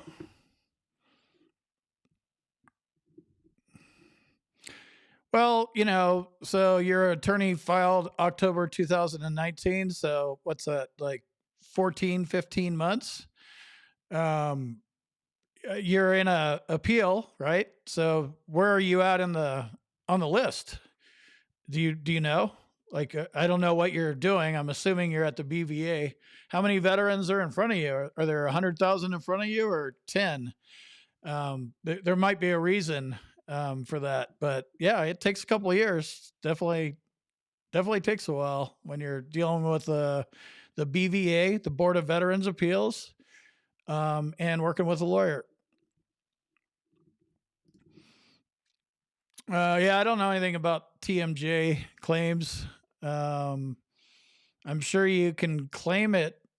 You might be able to claim it secondary to mental health. Probably can, or the other way around. But yeah, get an accredited claims agent and get help. Absolutely. And go to Discord. Maybe somebody can give you some more info. Have you Googled it? And have you gone to the BVA's website and searched what other people have done? That's a good place to get help. Go into the BVA. It shows all the denials and it shows everything. If you search for TMJ and GAD, but spell out those acronyms, um, and do a combo, you'll find other people and you can see what other people did. You know, obviously their claims different than yours, but you can see kind of what they did and the argument and stuff. Awesome. Glad you caught me live too.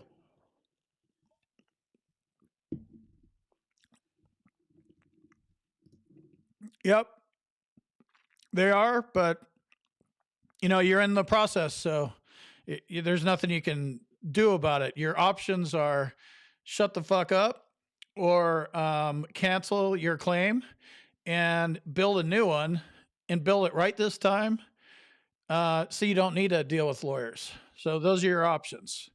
Um, you know, just it's going to take forever or whatever. There's nothing you can do. Or the only thing you can do is like ditch that claim and go build a new one. A lot of people are like, oh, but I'll lose my back pay. Yeah, if it drags on for 5 years and Nobody knows what tomorrow has in store for us. I would much rather build it properly and win it and not wait for 5 years.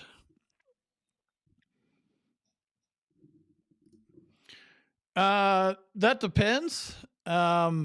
Personally, and a lot of VSOs do stages of the appeals process. Claims agents do as well. It depends on the VSO.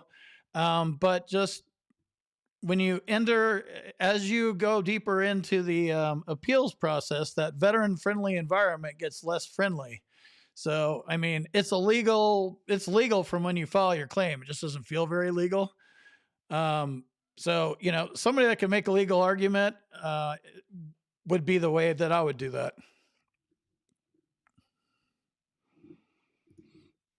Oh, no, I've never been in front of it, but it's the same thing. You've gone through the CNP exam and now you're 24 months down the road. And it's like, oh shit, now I'm going in front of a judge. I don't know.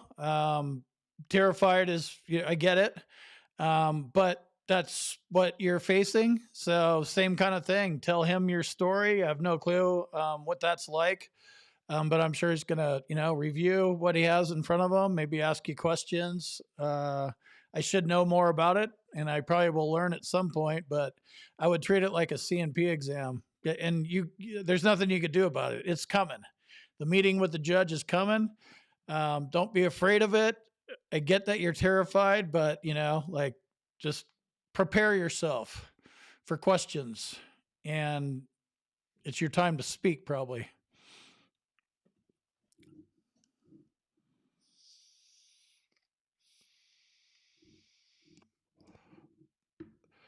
Will it increase your mental health rating if I tell your CNP examiner my doctor gave me Xanax and meloxicam for my depression, anxiety, and sleep, and then that it does not help at all? Probably not. I mean, that's what happened, but it's probably not going to increase your rating. Mental health ratings are based on social and occupational impairment.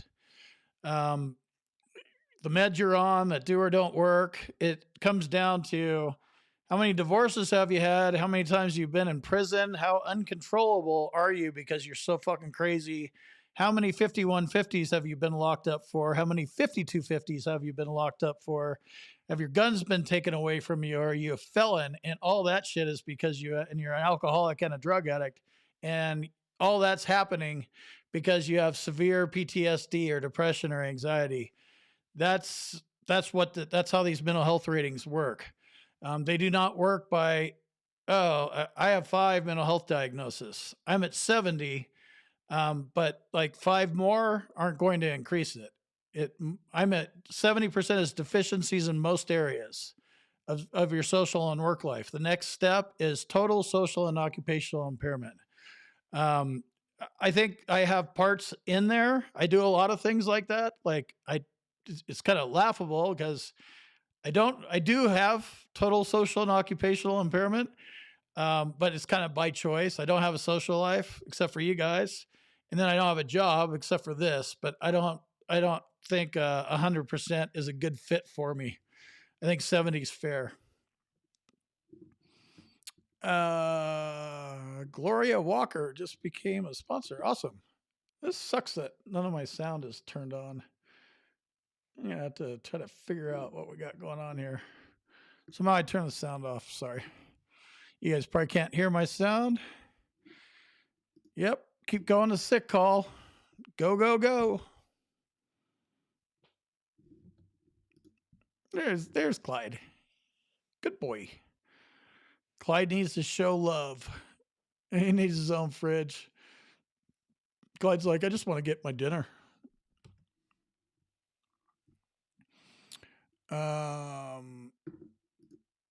Yeah.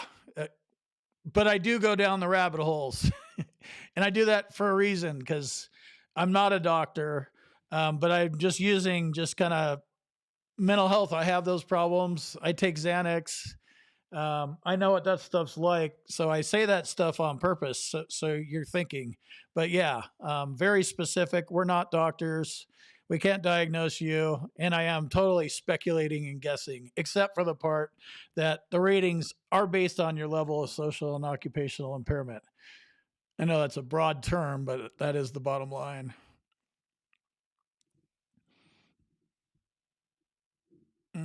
Okay, we got a $3 super sticker. Right on.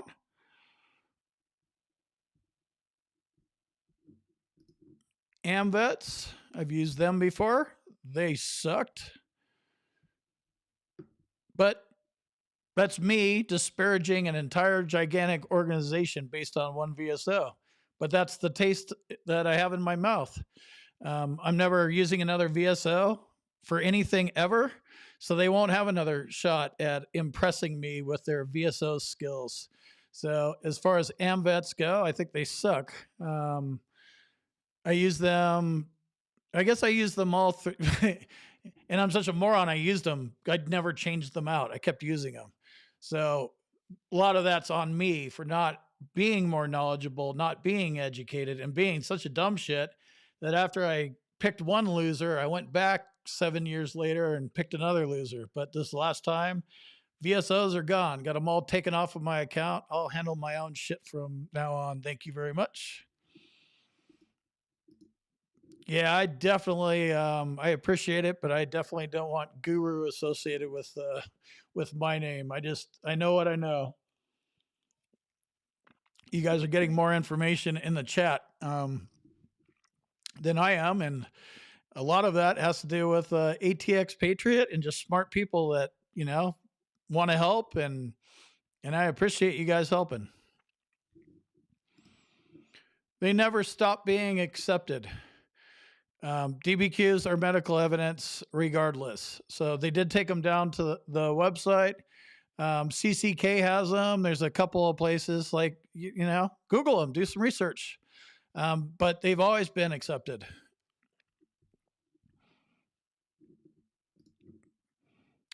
$1 million question. You won't hear back from the CNP exam. You'll hear from a rater. Like their CNP examiner never calls you back. That's not how it works. So you'll get a rating, and then you still won't have the results of your CNP exam because you have to FOIA request your claims file, which takes a year. Or if you have a VSO, they can go in and look. But it's a ridiculous process. But you don't hear back from the CNP exam. It needs to be fixed. See, that's something our new secretary can do. Secretary McDonough.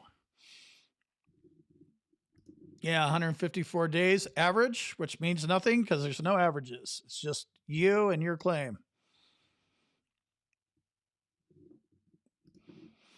Yep, it's that's the way I would look at it too, but who knows? Who knows what your lawyer's doing? But you're married to him now.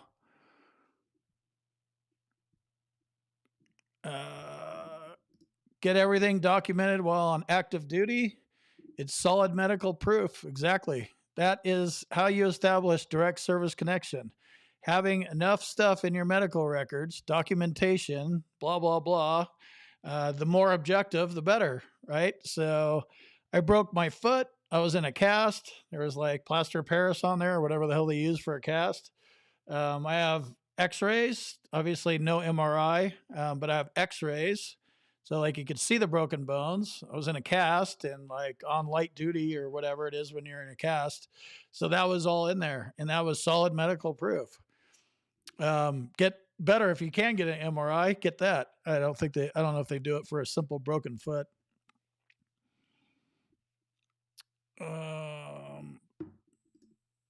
Took your husband 2 years to get through the whole process?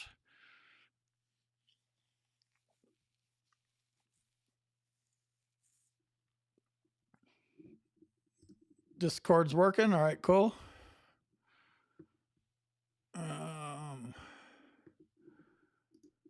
Yeah. FOIA request your VA claims file, and you'll get most of it. I'm not going to say every single record because who knows? They lose stuff.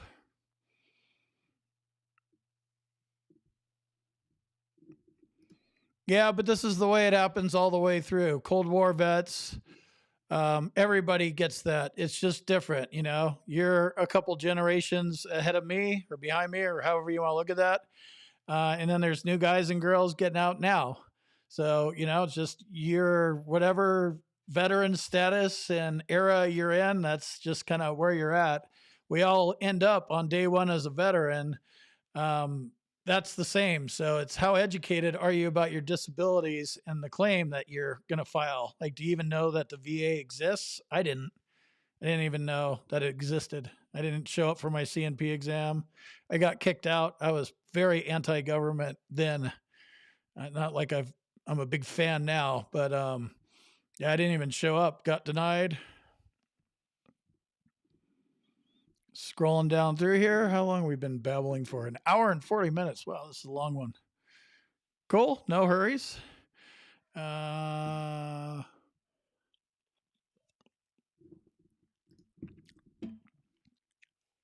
Your military doctors thinks arthritis is a good service connection.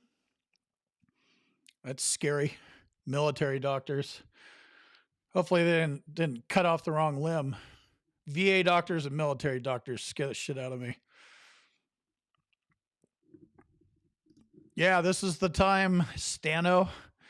After you get a new avatar, yeah, stay in it. This is you're retiring soon. This is the time to get that stuff dialed in for sure.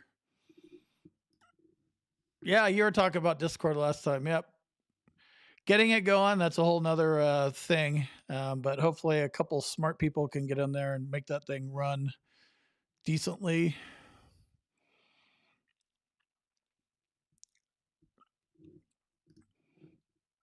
Retired in 98, requested your medical records. You only got 7 pages. You probably got your MEP stuff. You need to get your VA claims file. I did the same thing, whatever, the National Archives, like, give me my records. And it was like 4 pages of MEP stuff. I was like, this is completely useless. That was a waste of time. Get your claims file. FOIA request.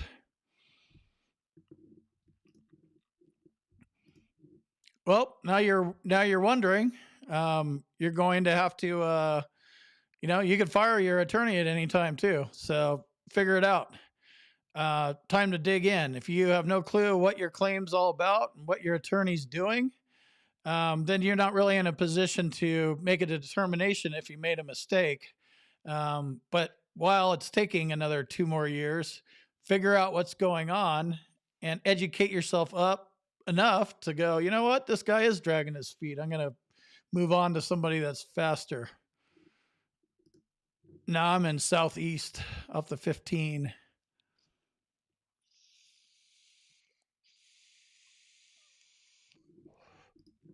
That's a good question. I don't know. They're not claims. It's just a queue. I call them queue claims. I mean, you know what I'm talking about. I actually don't know where they go. I am pretty sure it's the BVA, but seems like something I should know. But again, I've never filed a queue, so I don't. If I don't have firsthand knowledge, then I haven't seen it with my own eyes. It's just harder for me to believe stuff unless I've gone through it. That's why I stay in my own little wheelhouse and talk about mental health all the time, because I'm pretty familiar with it.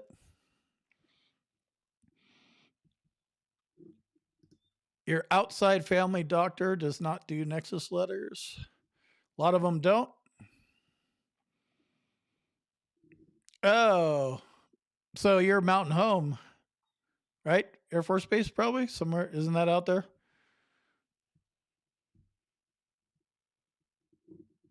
You have redacted stuff in your medical record. Yeah, I don't know how you get that stuff unredacted, but there's a way. And depending on what's redacted, you're going to need it. Steven with the bright orange avatar that says S. Pretty boring, Steven. Let's take a crack at it. Been 3 years waiting on your CPAP appeal, so sleep apnea claim appeal, probably. Said you were on the docket. Yeah, no clue. How long do you have to wait? It's been 3 years. I don't know. I'd be kind of like, I'm over waiting. It's time to move this thing forward. So figure out how to move it forward, or ditch the claim and like you didn't prove your claim, you know. And this is a tough one, and I know this sounds ridiculous, but it's truthful because I know people that have done it. If you're sitting in limbo land waiting on judges and BVAs for years and years and years, you literally can just ditch that and drop it and withdraw that claim. And you know what to do now. Go file a brand new claim and win it and be done with them in 6 months. Could be longer, could be shorter, but you know, you're on appeal because there's a problem with your claim. It was built on a shitty quicksand foundation. Come back and build it right. That's why I say build it like it's like a house. If you have no plumbing and electrical and you're some little, you know, what's that dude's name? Ted Kaczynski in Lincoln, Montana, you know, no running water and stuff. It's not a very solid claim. A lot of talk about bruxism. Yep, submit them on a 214138 personal statement. Explain your symptoms so you can get an exam and a current diagnosis. That's the CNP part. If you can't do it from your outside doctor, and by outside doctor, I'm suggesting your private doctor that you're seeing or should be seeing. You know, if you have to go online, you have to go online. That's a whole nother set of problems. It's better to go see a private doctor by you, like in your town or something, at least in your state. Yeah, I have a gigantic potato field. I'm on an acre. It's a flat acre because I lived on a hill in Montana. So it's nice that everything's flat. And yeah, I'm backed up against a 500, at least a 500 acre potato field. So yeah, they're the greatest neighbors ever. They just sit there, met the guy that owns the property. He came by. Hey, I like what you're doing with the place. Yeah, I went and grabbed some potatoes when it was harvesting season. But yeah, potatoes are great neighbors. They don't steal your shit. You don't even need a camera on them. But I have a camera on the potato field anyway. And Clyde loves running around in it.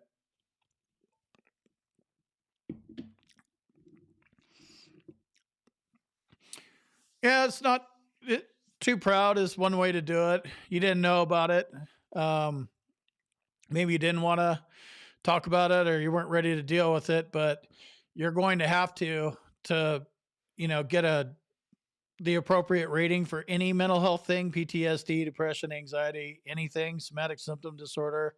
You need to talk about all of that stuff, and it's going to be painful. If you're not like anxiety, crying, total breakdown, you're not doing it right. All those nasty emotions should come out. Then you're starting to now you're dealing with your stuff.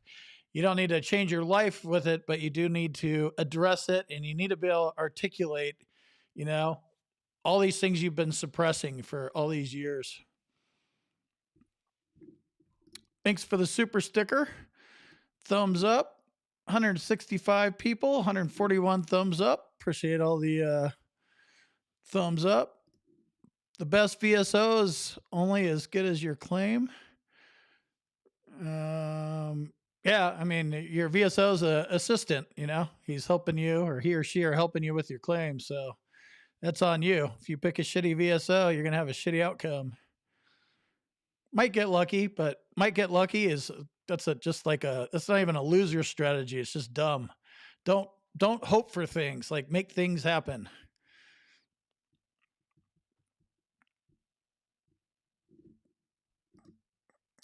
Mental is mental. Doesn't matter what the diagnosis is for, period. Exactly. Doesn't matter if it's combat PTSD, non-combat PTSD, to include things like military sexual trauma, rape, stuff like that, car accidents, any kind of PTSD, major depressive disorder, generalized anxiety disorder, somatic symptom disorder, or any of the other 25 things that are rateable for mental health. Mental is mental. That should be a title of a video. I like the way you put that, man. And mental is mental. And the ratings are the ratings. 0, 10, 30, 50, 70, 100. What is the rating criteria? And get your head wrapped around the degree of social and occupational impairment you have, what you should be rated at. That's how that whole thing works. A buddy letter is guaranteed to do absolutely nothing. They might not even, they might lose it too. Nothing's guaranteed. It's probably guaranteed to give you false hope. Get a diagnosis. Buddy letter is a good supporting thing, but you know, it's a lay statement. You know, it's you or your buddy's statement based on firsthand knowledge that you're not an expert about. So, you know, it helps, but no guarantees. Yeah, perfect. It's almost like old gun guys listen to a few of my videos. Yeah, and I'll take it a step further. Um, you either qualify for special monthly compensation or you don't, and you either deserve to be 100% permanent in total or you don't. I've seen that happen more. You know, going back for a P&T letter or filing another SMC claim. I get it. But usually that just comes with it. And Ryan's a perfect example. 28, 100% P&T with SMCS, no Nexus. He just got it. So kind of supports the you know, either qualify for it or you don't. There are obviously every circumstance is a little different. This is just kind of general.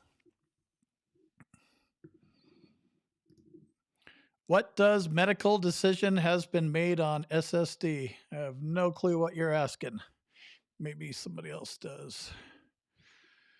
Yeah, the great Nexus from Prestige Medical. Okay. Okay. Let's take a crack at George here. 100% P&T for traumatic brain injury and post-traumatic stress disorder, hypertension, tinnitus, other physical disabilities, and enrolled for the caregiver program. Yeah, I don't know about SMCT. Look into it. I mean, you're only asking for an extra $5,000 a month, right? So you think proving 100% P&T was bad. SMCT is one of the higher ones. I think that's like $4 or $5,000 on top of the 3,100. I don't know if you qualify. Look and find out.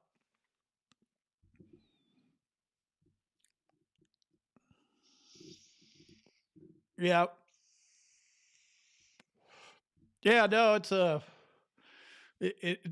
just you're 100% validated. I mean, I'm crazy. And it's not like, we're all a bunch of crazy kids, but there's actually some truth to that. A lot of us are crazy. You know, we just didn't get actually the 5150 lockup. So we're officially crazy. So avoiding that doesn't mean that you're not crazy. Let's see. Staying focused. What's going on? Well, I don't even know how to say that. Perfluorotonic acid. Never even seen that word before. Again, you know, where you're asking veterans and stuff in chat, and somebody might have a claim or know what it is, or you might run into somebody like me. I'm no doctor. I don't even know how to pronounce the majority of these words. So if you're, you know, specifics, like ask a doctor is a good person to talk to. What's up, Thomas? Still no avatar.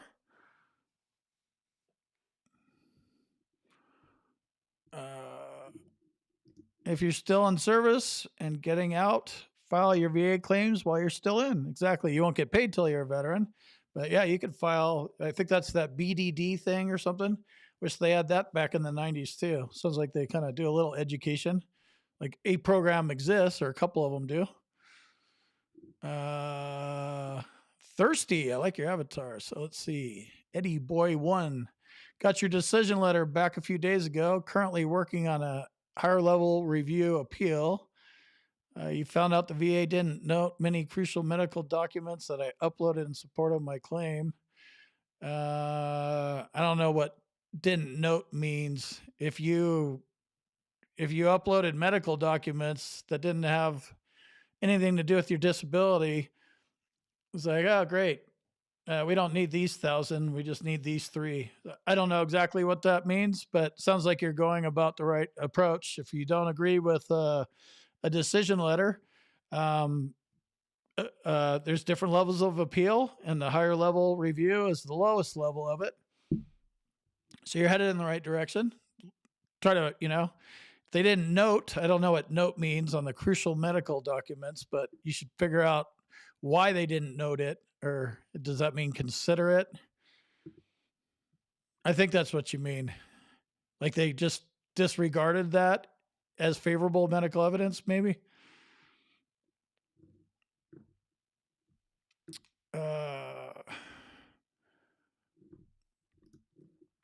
Your mental health doctor said in the report your adjustment disorder with depressive mood was secondary to your chronic back pain.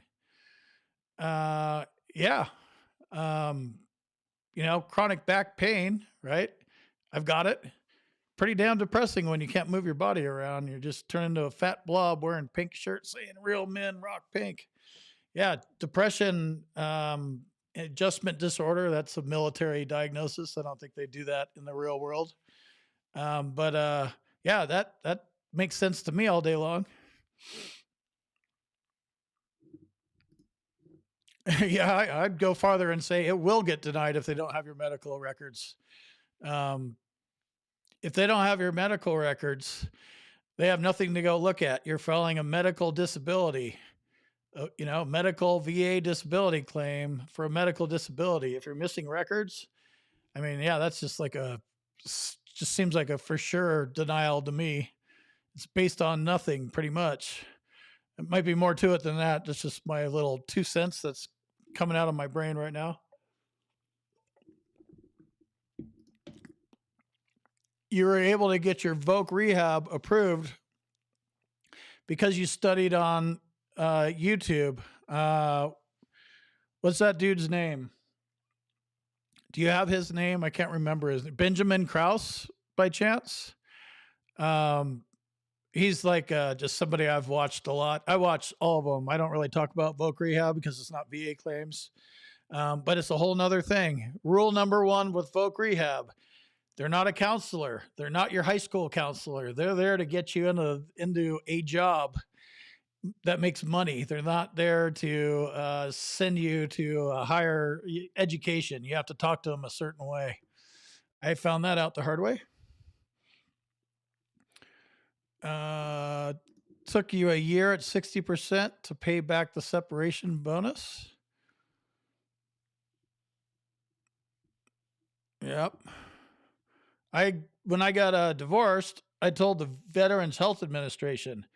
I didn't know I needed to tell the Veterans Benefits Administration. When I filed this last claim, I realized that I was 18, 20 months.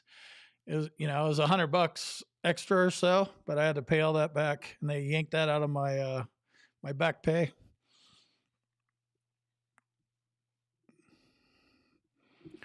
Take care. I'm getting ready to roll out as well. Coming up on the 2-hour mark.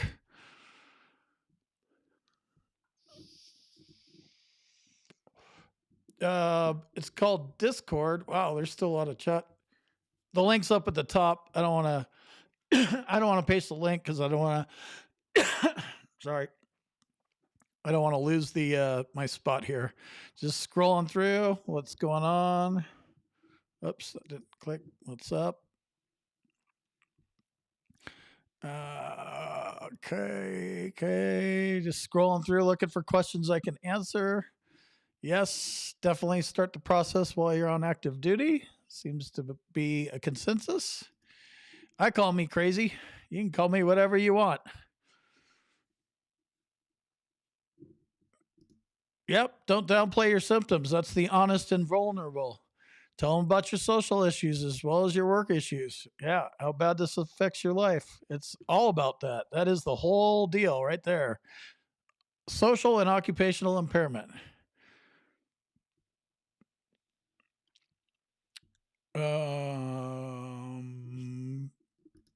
Thanks, Richard. I'm trying. I get caught reading these things, and when there's misspellings and it's not English and there's weird commas and abbreviations, and I don't understand it, and there's words that I can't pronounce, I just look at them and it takes me a minute. And then when you guys are talking to each other, I'm trying to not get into those conversations. So scrolling down.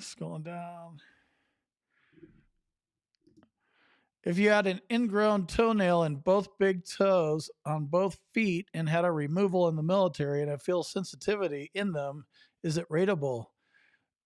What is sensitivity? How much pain is that? How does it affect your ability to walk around? I don't know what sensitivity means. You know what I mean? Like, I know what pain is. I know what not getting out of bed. I know what plantar fasciitis is so bad. Every step just is excruciating pain. So if it's like that, I don't know if it's rateable or not. But if it's a serious condition, I'm sure it's rateable. You probably have other stuff going on in your feet if your feet are all jacked up.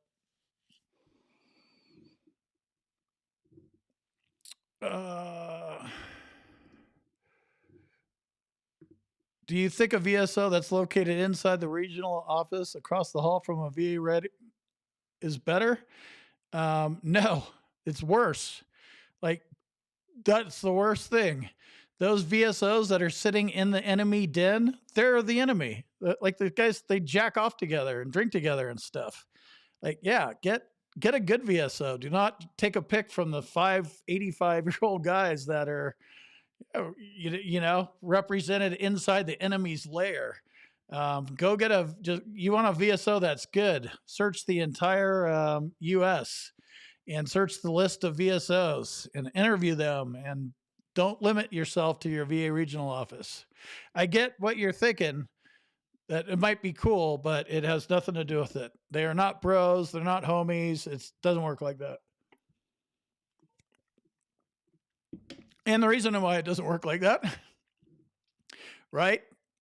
So you come up, right, with a dog shit claim that's like complete bullshit. Let's just say it's full fraud. You're just fully lying about it. And your VSO is homies with the VA raider. Guess what happens to those two assholes when one of their superiors overturns? This is full-blown fraud. They both get fired. They are not, neither of them, and that's an extreme example, but a VSO across from a VA raider it's not going to help you. It's based on law, and they are not going to break laws, and there's no pull a string kind of stuff. It just doesn't work that way. You don't have somebody pull a string for you. You go in there and make shit happen. And you make noise, and you get Congress involved, and you get the president involved, and you get the White House involved, whatever you got to do without showing up with a RPG, within the law. Leverage, get on the news, complain, squeaky wheel gets the grease, that kind of stuff. Yep. Don't wait longer than a year to appeal. Yeah, you lose that. You have 12, it says on your decision letter, you have a year, 12 months, whatever it is, a year, to appeal this decision. So if you wait over a year, you miss it. So you can't appeal it anymore. So, take a few months to think if you want to appeal it. But yeah, once you lose that date, it's gone.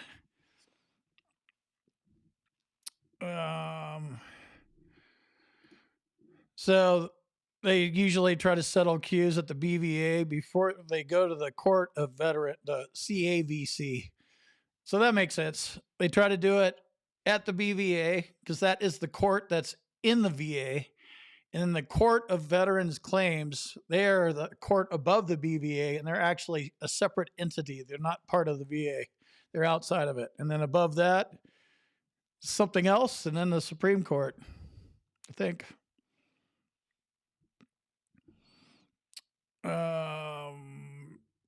You've been waiting on a hearing since 2016. That sucks. Okay.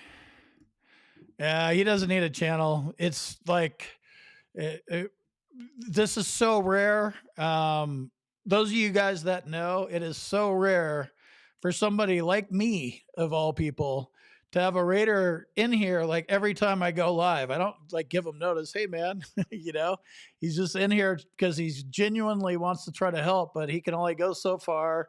He's not giving you out his digits. He's not going to be emailing you. He wants to avoid a conflict, and he's comfortable, as an anonymous guy called ATX Patriot. And if you read what he says, he knows what he's talking about. People that understand what they're saying, I don't know, I could spot them now. Okay. Let's look for some more. Yes, you do. In all cases.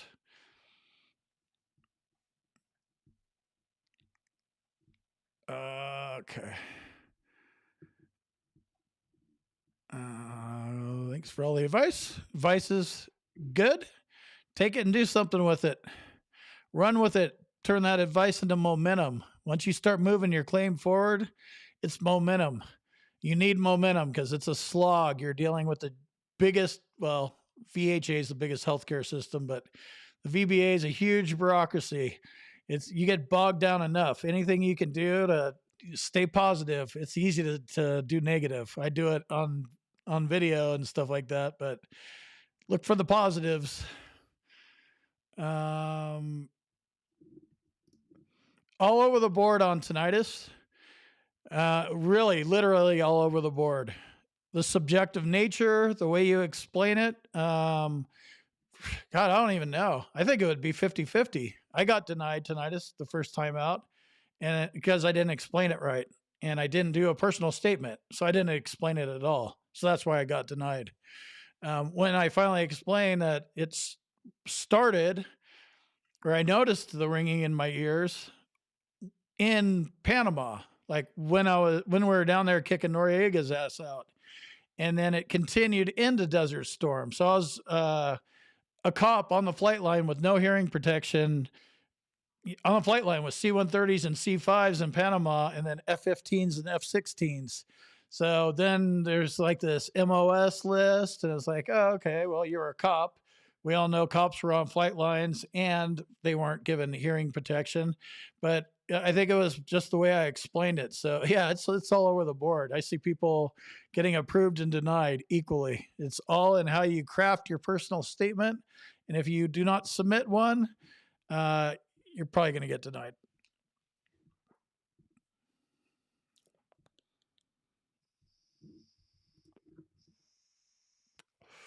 Yeah, same thing happens to me. That was a way I was going to go with special monthly compensation K, but now where I sit, I do not want to open up my 100% PNT. They're not going to go open me up unless there's fraud, and there was no fraud. All my stuff was done through, my diagnosis came from the VA for PTSD and from the CNP examiner for my feet. But I do not want to open any of that stuff up. It's not worth an extra $111 a month to risk my 3,100.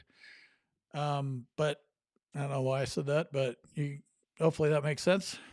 But it's up to you. Up to you if you want to go back at them. Go get every dime, and not a dime more, and not a penny more. But just be aware every time you file a claim. Expect them to open you up and challenge every one of your disabilities. And then when they do that, you won't be surprised they did it.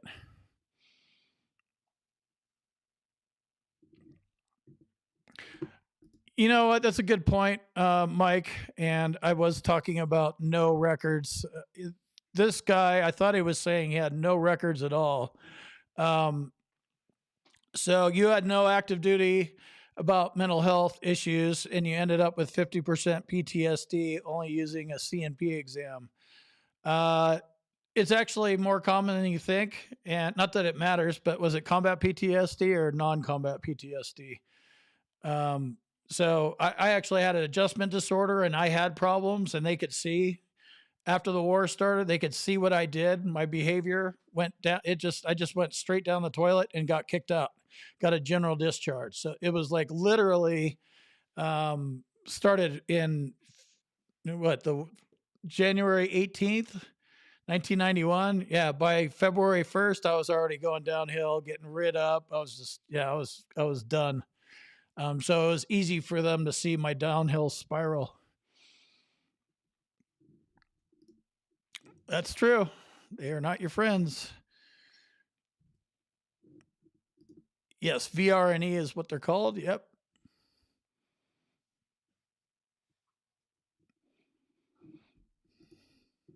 I don't know if I would consider losing 30% a downside. If you're paying a percentage of your back pay, that means that you are getting back pay. So, 100% of zero is still zero, right? Yeah, I definitely didn't think you were going to be calling anybody. All right, see you next time. They're always stressful. There's no way to get around them. And the solution is not, well, I'm not going to go because I'm stressed out. That's the last thing you want to do. People do it. Bad advice, in my opinion.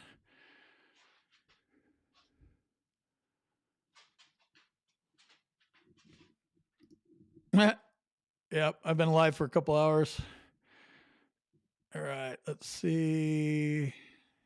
Starting to get to the bottom now. Yep. Severe economic inadaptability is the verbiage in the law for migraines. So it's a little different. It still boils down to social and occupational impairment, but this is specifically the severe economic adaptability. So it's more towards the work impairment. No, you still got to prove it. You still got to prove the IU part of it. You would think. But no, it doesn't work that way. You have to prove everything and you have to fight for every inch that you get from them. Some people don't fight at all and they get it. A lot of people fight forever and never get, it's all over the board.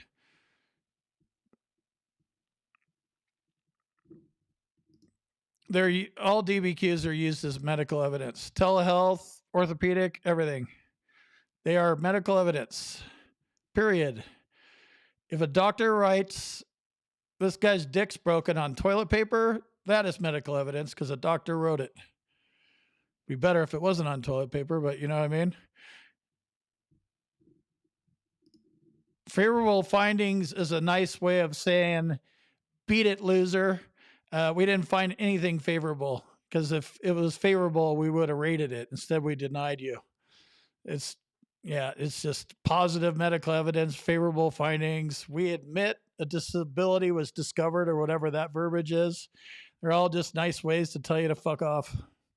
Sucks, but that's the way it is.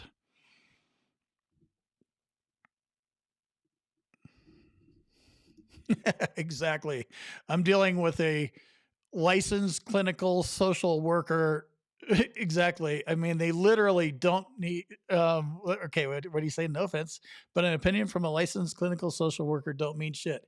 You need an actual doctor to provide that opinion, right? So, what a licensed social worker? I don't even know what that is. Like, how much schooling? Like, you have a PhD level, fucking full blown, board certified psychologist or psychiatrist, but psychologist. And I don't know where clinical social worker is. Fucking 1 or 2 years of school. Yeah, it don't mean shit. I'm stuck with a social worker now. I'm going to give this guy a shot before I start lighting his ass up.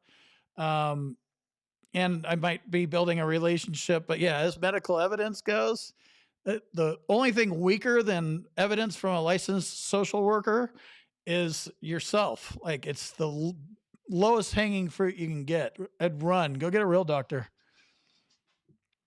That's coming from a raider. Like it don't mean shit to me. The raider. That's the big silver bullet of this whole thing, ladies and gentlemen. You don't need the best psychologist in the world, but a doctor is what you're after. Wow, still all right. We're at the end. So it's a master's, and if you're a social worker, I get it. But yeah, you need a doctor for that. It's a huge difference between a social worker and a PhD when you're trying to prove your mental health claim. It's so huge. Not everything's like that, but mental health has a special kind of doctor, right? That's why you don't go to your general doctor for mental health. You go to a completely different doctor. And then that's split in half too, right? Your doctor isn't one doctor. The psychologist is the one you talk to. And then they have the psychiatrist, a whole nother kind of doctor to do the meds part, because mental health is a serious thing. So yeah, you want to get in front of a doctor. All right. 2 hours and wow, 15 minutes. I'm out. I will see you next Sunday for sure, and probably post a few videos till then. Hopefully you guys got the Discord link and we can get this thing moving and continue the conversation there. I will see you when I see you.